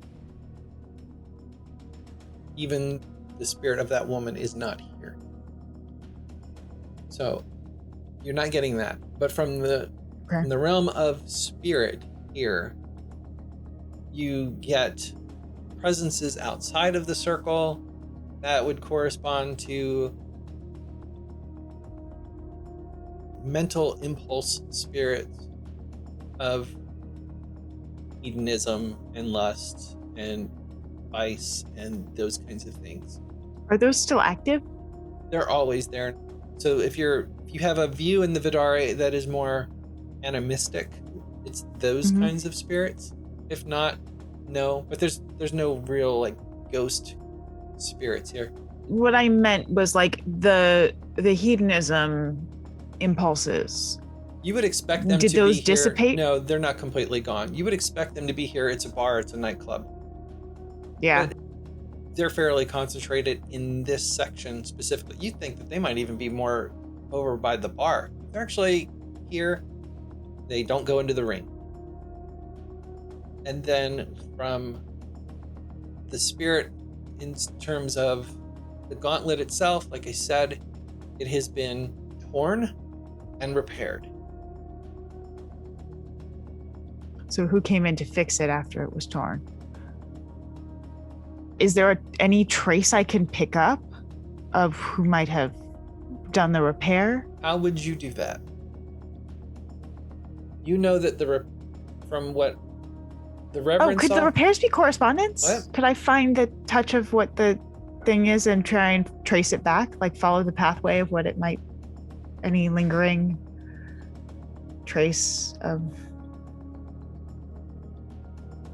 I missed the very, very beginning of that, but I can tell you that with the correspondence, you would know that this circle is a ward, that it is a barrier normally in place. Okay.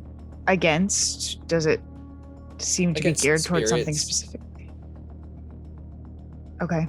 It's supposed to prevent anything from coming through. In a place that is symbolically hell, someone would probably make sure that nothing used this to actually manifest. I think that makes sense. And it did, at least once it didn't work. And it didn't work. And at least once it didn't work, exactly. Archon, this mess started with you tonight.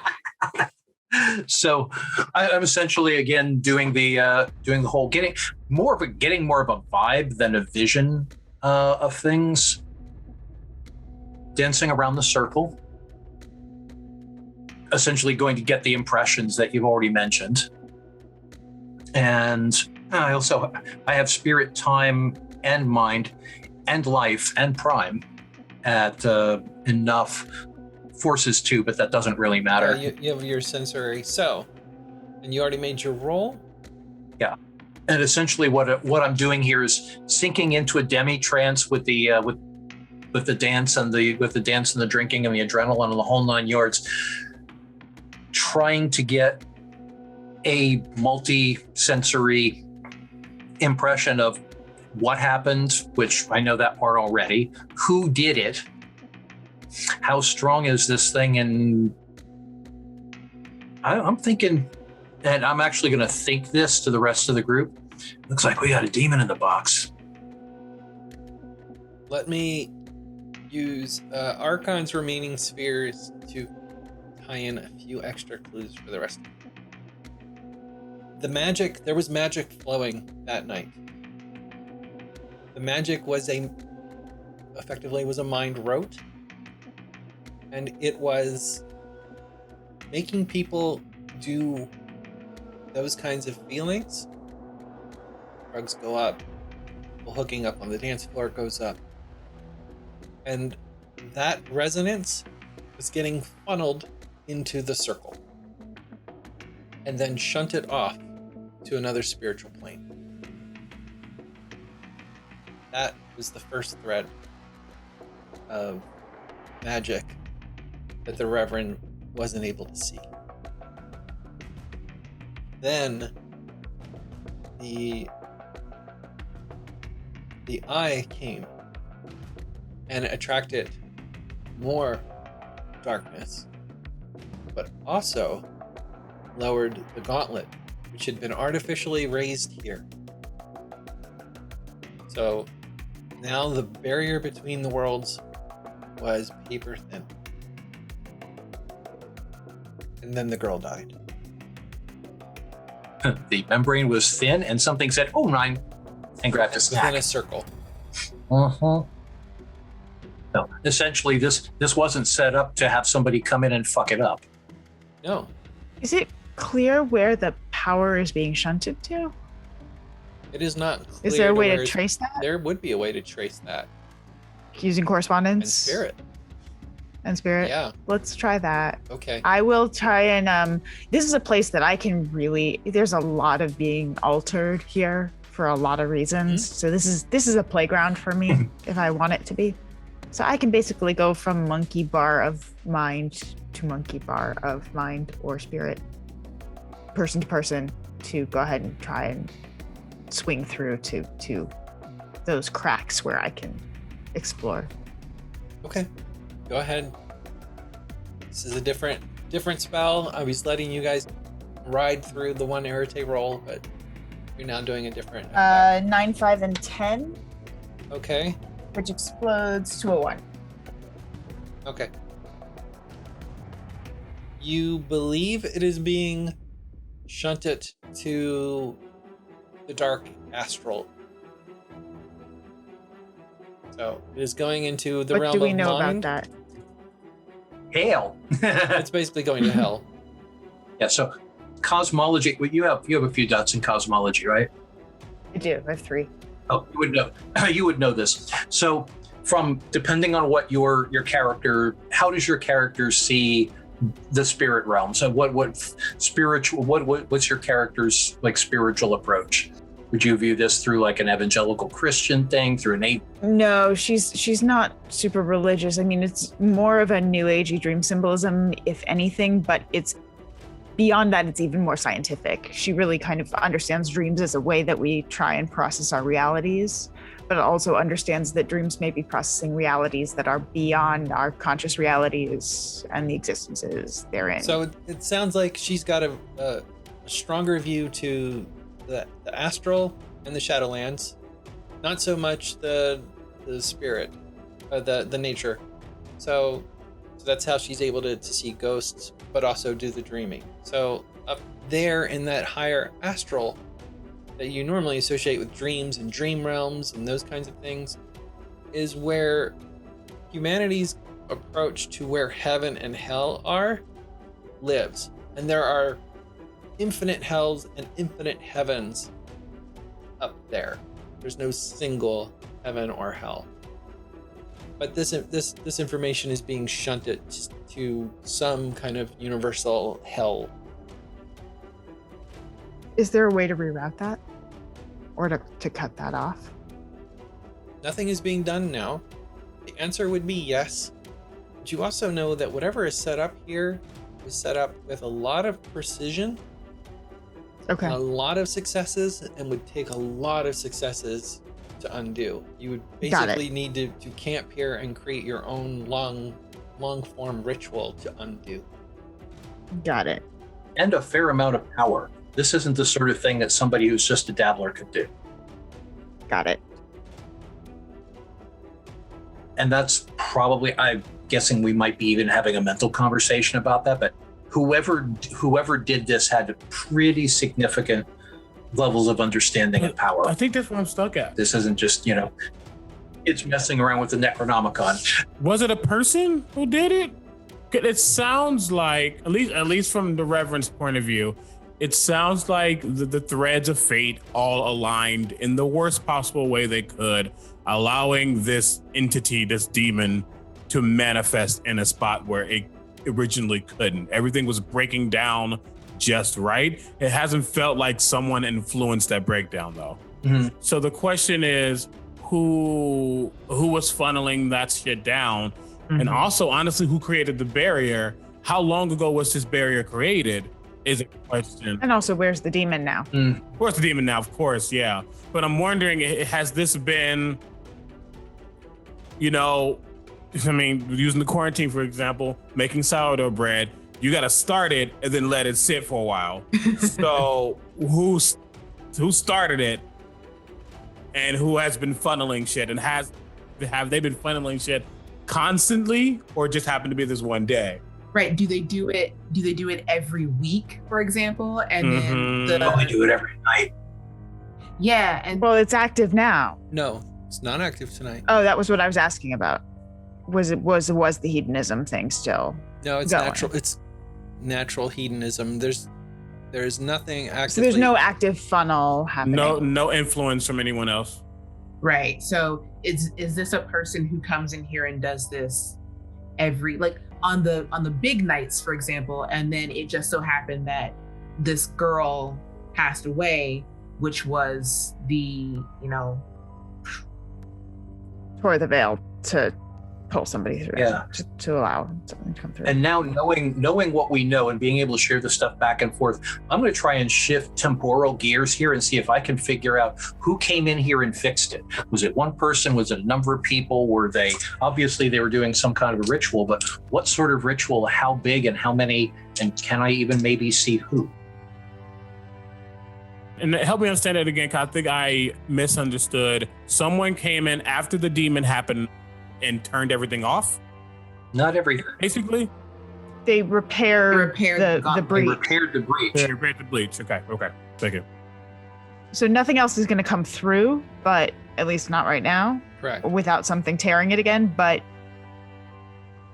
it's not a super great repair job. It's not smooth and seamless. It's kind of a patch job. The gauntlet's thicker here, so It's actually right. Latia is correct. Yeah. It is actually thicker now than it even should be. right. So whoever repaired it was like, no, we need more. Yeah. Okay. Okay. So I'm gonna let Arcana think, and then I have one thing to do as well. Okay. I think. Okay, so yeah, that's basically trying to cast my perceptions through time. I want to see who came in and strengthened the barrier.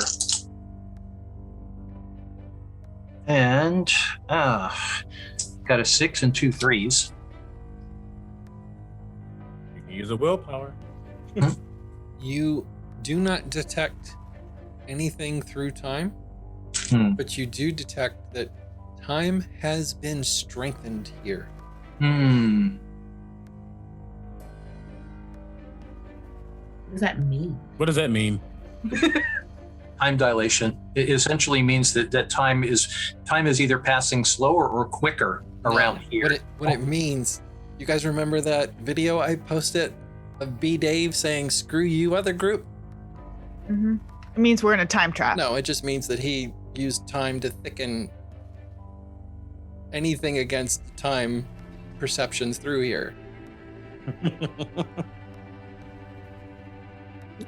Yeah, this is meta shit that we don't know. Yeah. No, that's what's going on. The other group came in here and said, "Yeah, no," and we're going, but how? But why? Yeah. But with that though, I mean, obviously that meta is not even in my head. No. I'm still now going to try to. The question is, and I guess Archon might know this, which might help me pinpoint it better, though I don't have correspondence. That's the hard part. When Archon has come, has that not necessarily the gauntlet, but has that barrier that has concealed shit. Has it been here each time, or is that something that's somewhat new? I did say at the end of the session last time that there was always a sense of unease down here, and that it may not have been active on any of those nights, but I did say that this place does not really seem to want to attract mages, that it is very sterile to those with that understanding, and is off-putting. So you are getting that feeling, but yeah, normally, and especially if you're upstairs, you would never have really known it, but down here, that's what's in effect. So I can't really figure out who fixed things, but what I can figure out is that whoever set this club up has been sending life force out to the nether realms. And essentially they use the club as an offering. And it's Carnival Entertainment who created this place. Carnival owns this place.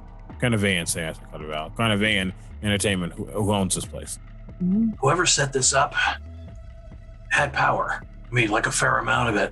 And whoever it is that fixed the demon in the box, at least fixed it for a little while, had a fair amount of power too. This isn't something that just happened. This is all intentional. Whoever runs this place They're stealing life force from people. They're riling people up, taking the life force and sending it out there. So should we shut him down? Sounds like a plan to me. Mm-hmm. Cool. I am going to go ahead. Can I use mine to reach out to the pests in the area and bring pests into the club? Pests? That's like cockroaches and mice and rats and I think mine Health code requires violations. sentience. I think mine requires sentience. Satyr, I'll defer to you on that one, but I think you would need life, not mind. Yeah, it doesn't. It would be a combination of life and mind, and also it doesn't really seem to fit your paradigm either. Your paradigm, yeah. It seems like that's the sort of thing that. What if I did it as a projection in the minds of the people who are here? Like, oh my God, I wish. I made them see. That would be. That would crap everywhere. That would be, yeah. I could help with that though. I mean, it'll at least get. Wait, no. If you project that, like if you say that you want to do something like that, I could do that with horses. I can conjure a physical illusion. There we go. Yeah. Teamwork. That works. I can mess with that as well because I've got forces too. I can warp the shadows, the shadows, the light, and the sound waves to feel like something's crawling on me. Yeah, let's just make this a health code nightmare and then get the health department out here to shut it down. Before he was Reverend, then now this is something that's going to be the potential active thing that happens that will cause other consequences. Let's go to you. Before that happens, Reverend says, I would like to do something. Enjoy the moment for a couple of minutes. Well, that's easy. And basically what I'm going to do is, because I'm assuming people are on the dance floor and they're chilling and stuff. I'm going to come down. I'm going to start vibing with them, just trying to blending myself in, which is kind of weird for me. But I was going to say, what does that look like? Does it look a little awkward? Have you seen Falcon and the Winter Soldier? All right, Zemo.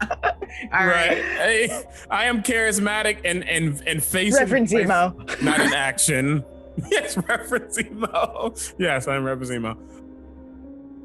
So what I want to do is really, this is all in my shit now. Now that I know that there are people actively attempting to use this place as something, I'm going to give them consequences. I'm going to use my entropy plus prime to basically attempt, not full on curse this place, because I don't think I have that much. I have entropy 3, but I need a little bit more to like really affecting shit on a grand scale. However, I do want to basically curse this area in the sense that those who attempt to use magics like that, this batch is just going to start happening. Okay. I am going deep into, I've been blessing a lot of shit. Now I'm cursing this place. So that's what I want to do.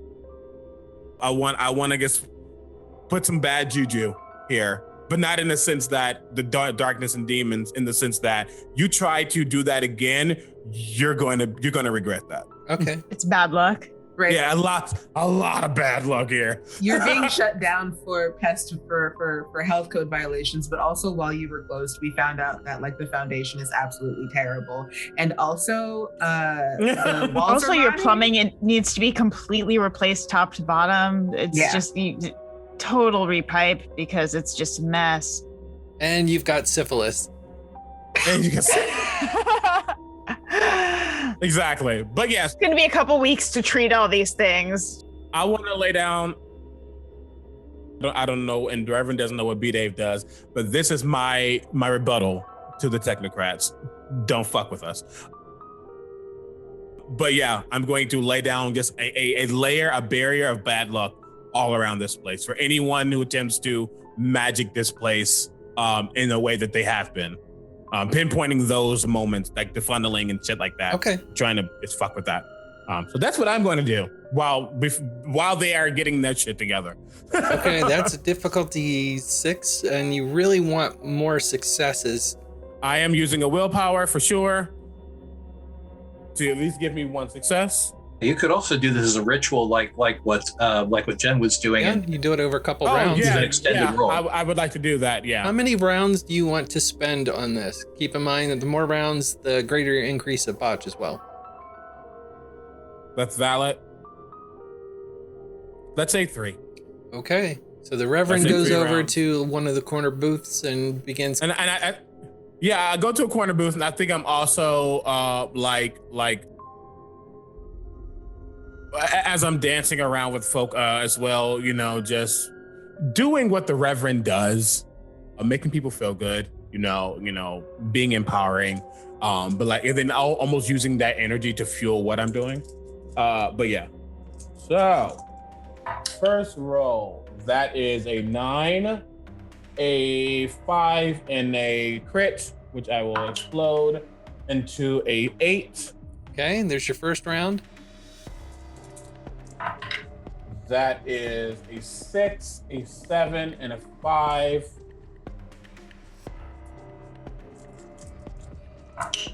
And then that is an 8, a 9, and a 2. And you spent the willpower? And I spent the willpower. It doesn't matter now since you didn't botch any rolls, but okay, so that's 8 successes total. You are definitely twisting and warping somebody's day. And with that many successes, it's going to follow them for a while. and you are not so subtly aware that was a screw you, other group. That wasn't even toward the other group. I know. I just wanted to give you the soundbite. Yeah, exactly. Like. So Naida, Archon's going to think to you, let's make this place feel really, really unfashionable. Oh yeah, I love it. Like she's going to go into a very specific type of dance, and it almost looks like as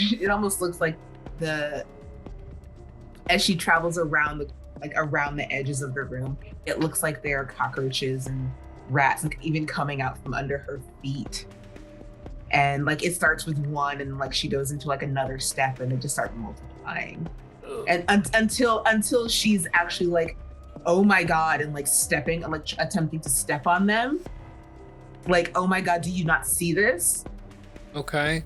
Why don't I get... I'd like to amplify the fear of everyone around when they see this. Perfect. I want them really freaked out. Yep.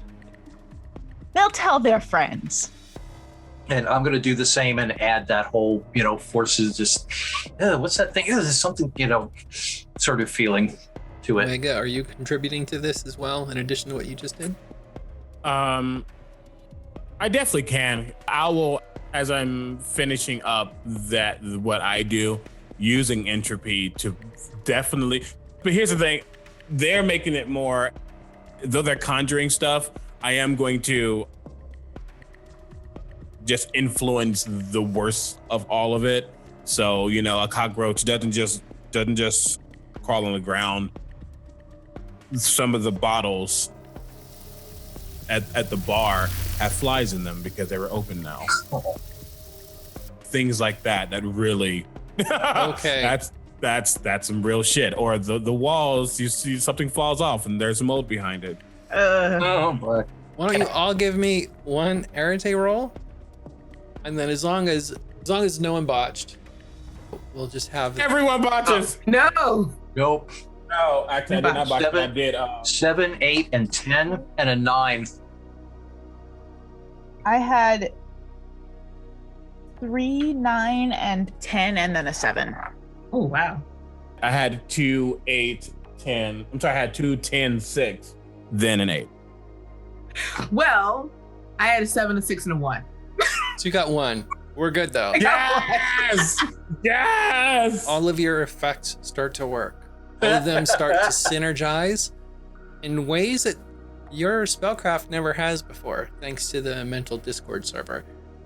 And also all of the successes that the Reverend had just done on making the owner's coming days an absolute shit show. So the fact that all of these things start happening, people... Can I throw one additional thing in before we resolve it? Okay. Can I use my arcane to make sure it's not traceable to us? Doesn't quite work that way, but what happens is that if someone were trying to trace it, your arcane rating counts against their perception of it. Got it. So, yes, all of this stuff starts to happen. It's pandemonium, and people start getting the hell out. There are still plenty of folks up in the heaven floor and up above, but at least this floor completely clears out. Are you clearing out with them, or are you hanging out to look with a mostly empty floor that you didn't have access to before? I'm sticking around. Hanging back might be good, yeah. Yeah, because now we have... Oh no, we were in the bathroom. Well, I mean, if we're down here and no one's come down yet, because a lot of people running out would probably cause for alarm. The employees are still there. The DJ's up at the booth kind of going like a what the fuck. And obviously the bartenders and things are looking at their glassware. They're like thinking, I know I cleaned this. This doesn't make any sense. What I'm going to do, because I don't think, honestly, my character is geared for what he's geared for. I think I've done all I personally can do, so I'm just going to keep the bartenders and stuff occupied, talking with them, being very charismatic, while the rest of the group does more shenanigery, figuring things out on their side. There's not much I can do. If I need to influence these bartenders with Mind 3, I surely can. But right now, just keeping it low key, having a conversation. All right.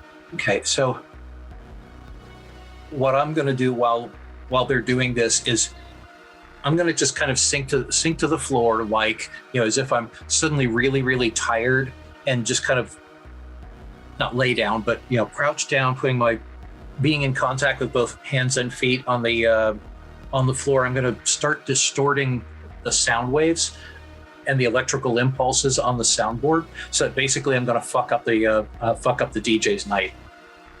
And essentially, technical difficulties. He's already stopped playing now that everyone's cleared off, so you don't need to do that. But okay. When you sit down, how close are you to the ring of the pentacle?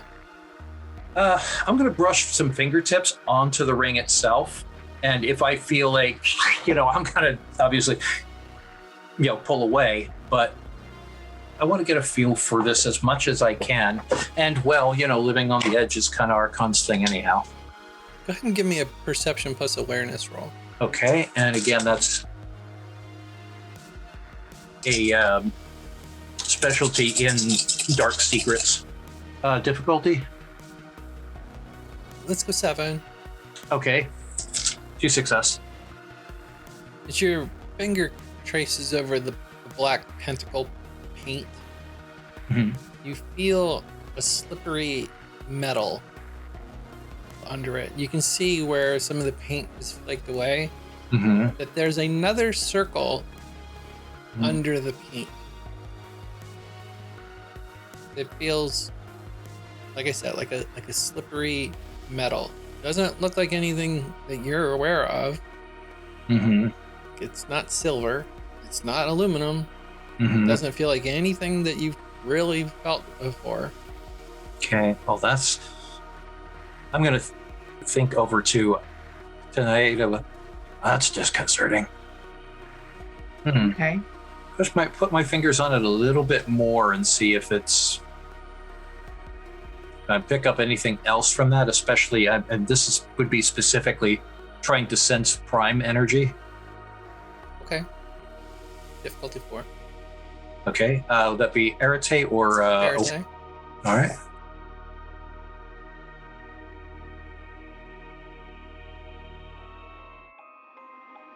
Two successes, a 9 and a 5. This is the source of the the null Null. aspect. Mhm. Not so much the gauntlet and the warding, but this material, this metal, is somehow tied to it all. Mm-hmm. Player knowledge. Not premium, but similar type of material. Mhm. Okay. So well, I will mentally convey that. Oh, I think I found the source of the null zone anyway, and just kind of send a mental image of what it feels, what this metal feels like.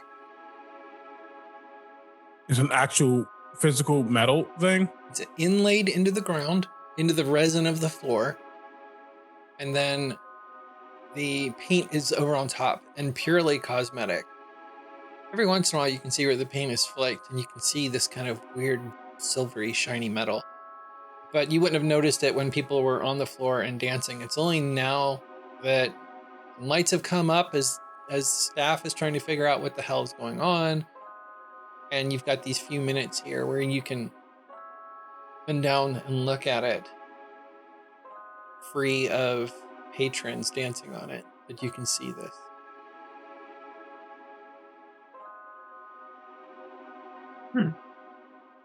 So since there are staffers, specifically staffers, who are trying to figure out what the problem is, I'm going to continue with that, sending out that ew, ick. Is that a roach? Is that a centipede?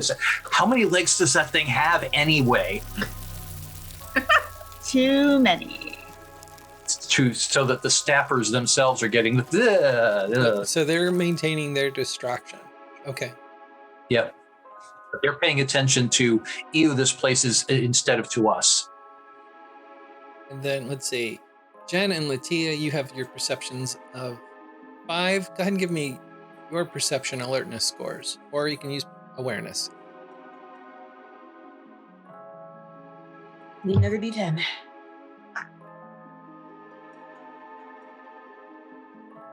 So perception alertness, I have 4, 4, 6, 8, and a 10 that explodes, which becomes a 7. Okay. Okay. I have a lot. I have 2 9s, 2 5s, and a 2, and then 2 10s that are exploding. So I have a million. And then another 3 and a 5. What's the difficulty? It's high, but you're good. I'm setting it at 8 or something. Latia, you're going to notice, because lights have come up. You are now looking at aspects of the floor in different ways that you didn't before, looking at the surrounding area. Latia, you notice these little black, about the size of a D6 sugar cube, placed at eye level around the dance floor. So on whatever walls or pillars that they can, these things have been placed within a perimeter. Meanwhile, Cassie, while you're looking at the metal in this inner ring, or this ring, you notice that this metal continues into other areas of this floor, inside of the circle. Sometimes it's covered with paint, sometimes you just barely catch glimpses of it within the flooring. But you see that it is a sigil. Like a Key of Solomon sigil. Okay. Do I recognize the sigil? Well, you can make cosmology rolls. Okay. And anybody with a high cosmology, if she doesn't do well, let her have first run at it so that Cassie can discover it. So I have 3 in cosmology. Sure. Use your wits or your intelligence for this. Okay. Probably intelligence, but... Okay, I have 3 intelligence to throw on there. I also have 3 wits, so either way. So 3, 5, 6, 7, 10. So, it is not one of the actual keys in that book. It looks very similar to one of them. Do you see the name? Yeah. All right, Carnarvon. Everyone can see what the first one, but Cassie now can see the actual sigil underneath. Not as clear as that, but it's there. Yeah. Yeah. If you had a matter scan, it'd be really easy to remove the paint from your perception. Yeah, none of us has matter. See, none of us have matter. There are things I didn't realize I would need, so I didn't do it how I should have. But that's okay. It's okay. I'm doing what I got. Like, I would have had correspondence in some way. So you have a glyph. Carnarvon. Okay. Does this translate into any of the other realms, into the spirit realms? Does this go through, or is this just here?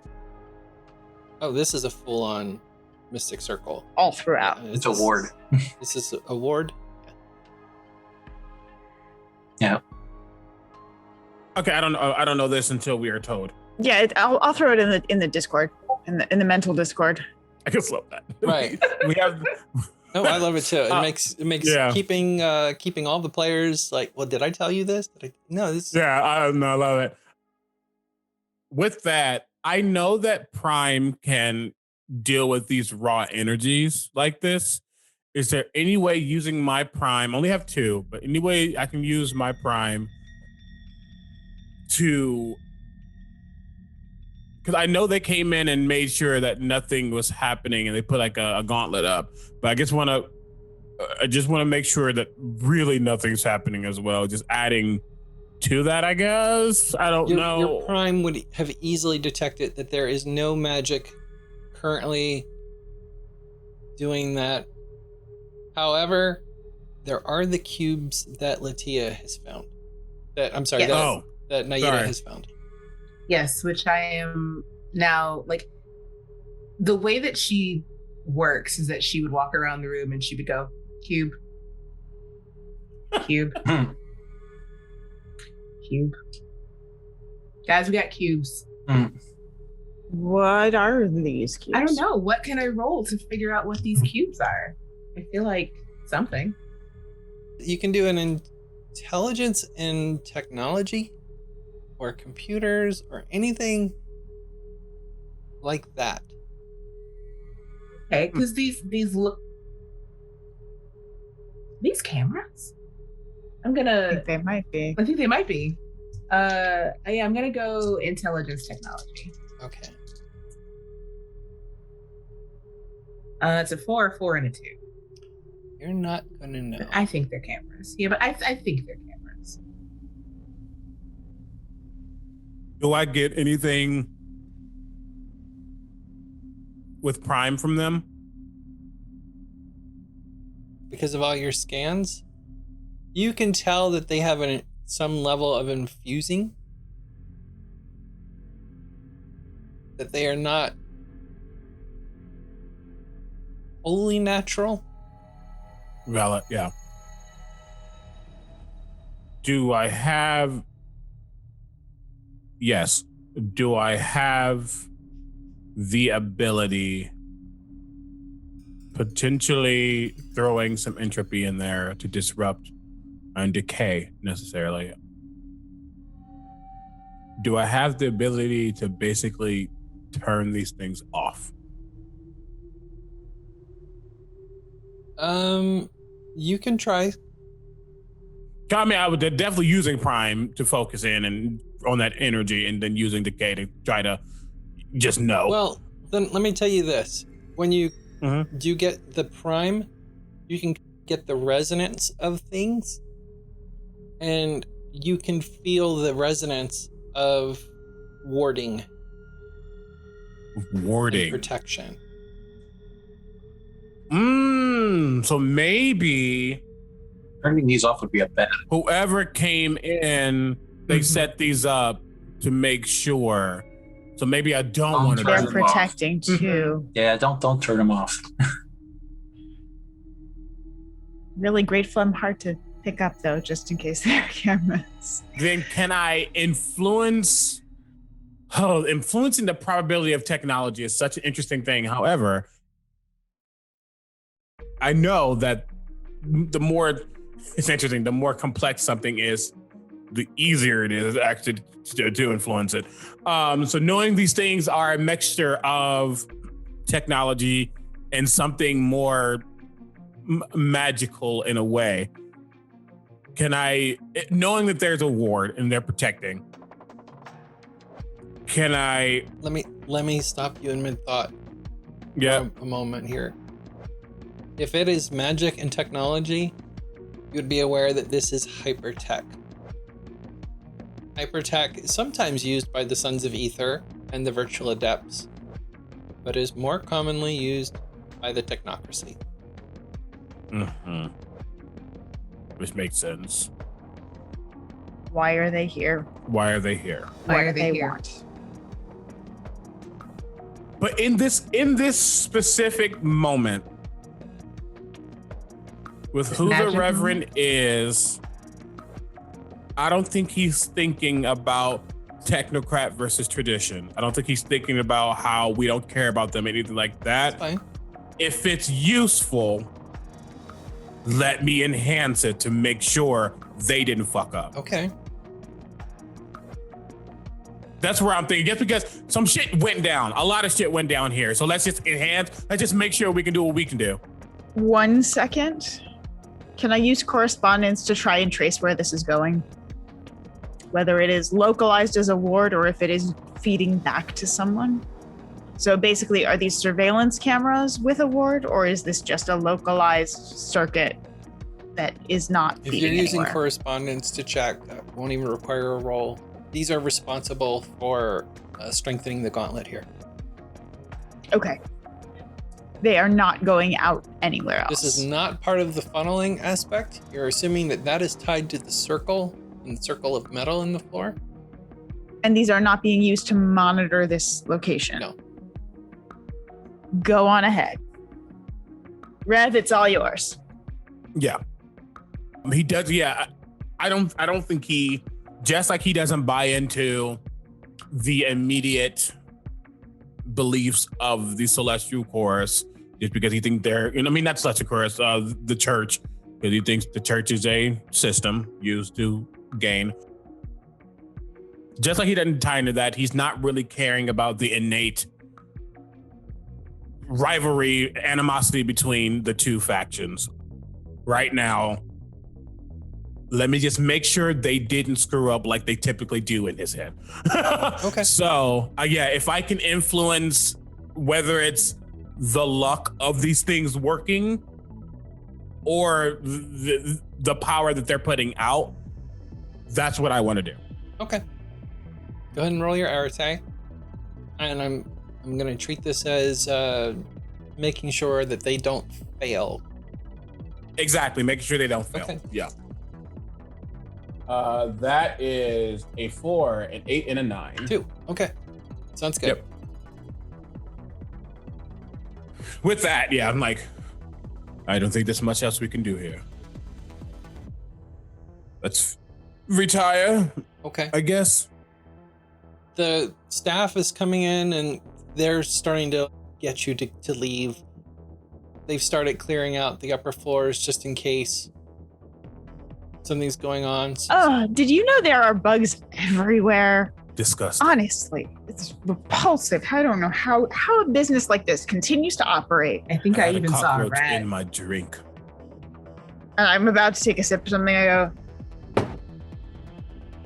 nope. And I walk right out. Just leave, yep. As I leave, I still throw one of my cards on the ground.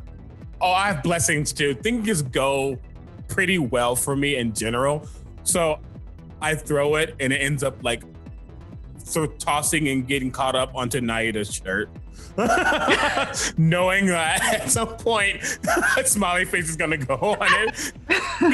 He can't not. It's always gonna happen. No. Oh, no. Because of the circumstances, there are frowny faces on these. Aww. You have been judged. With little eyebrows.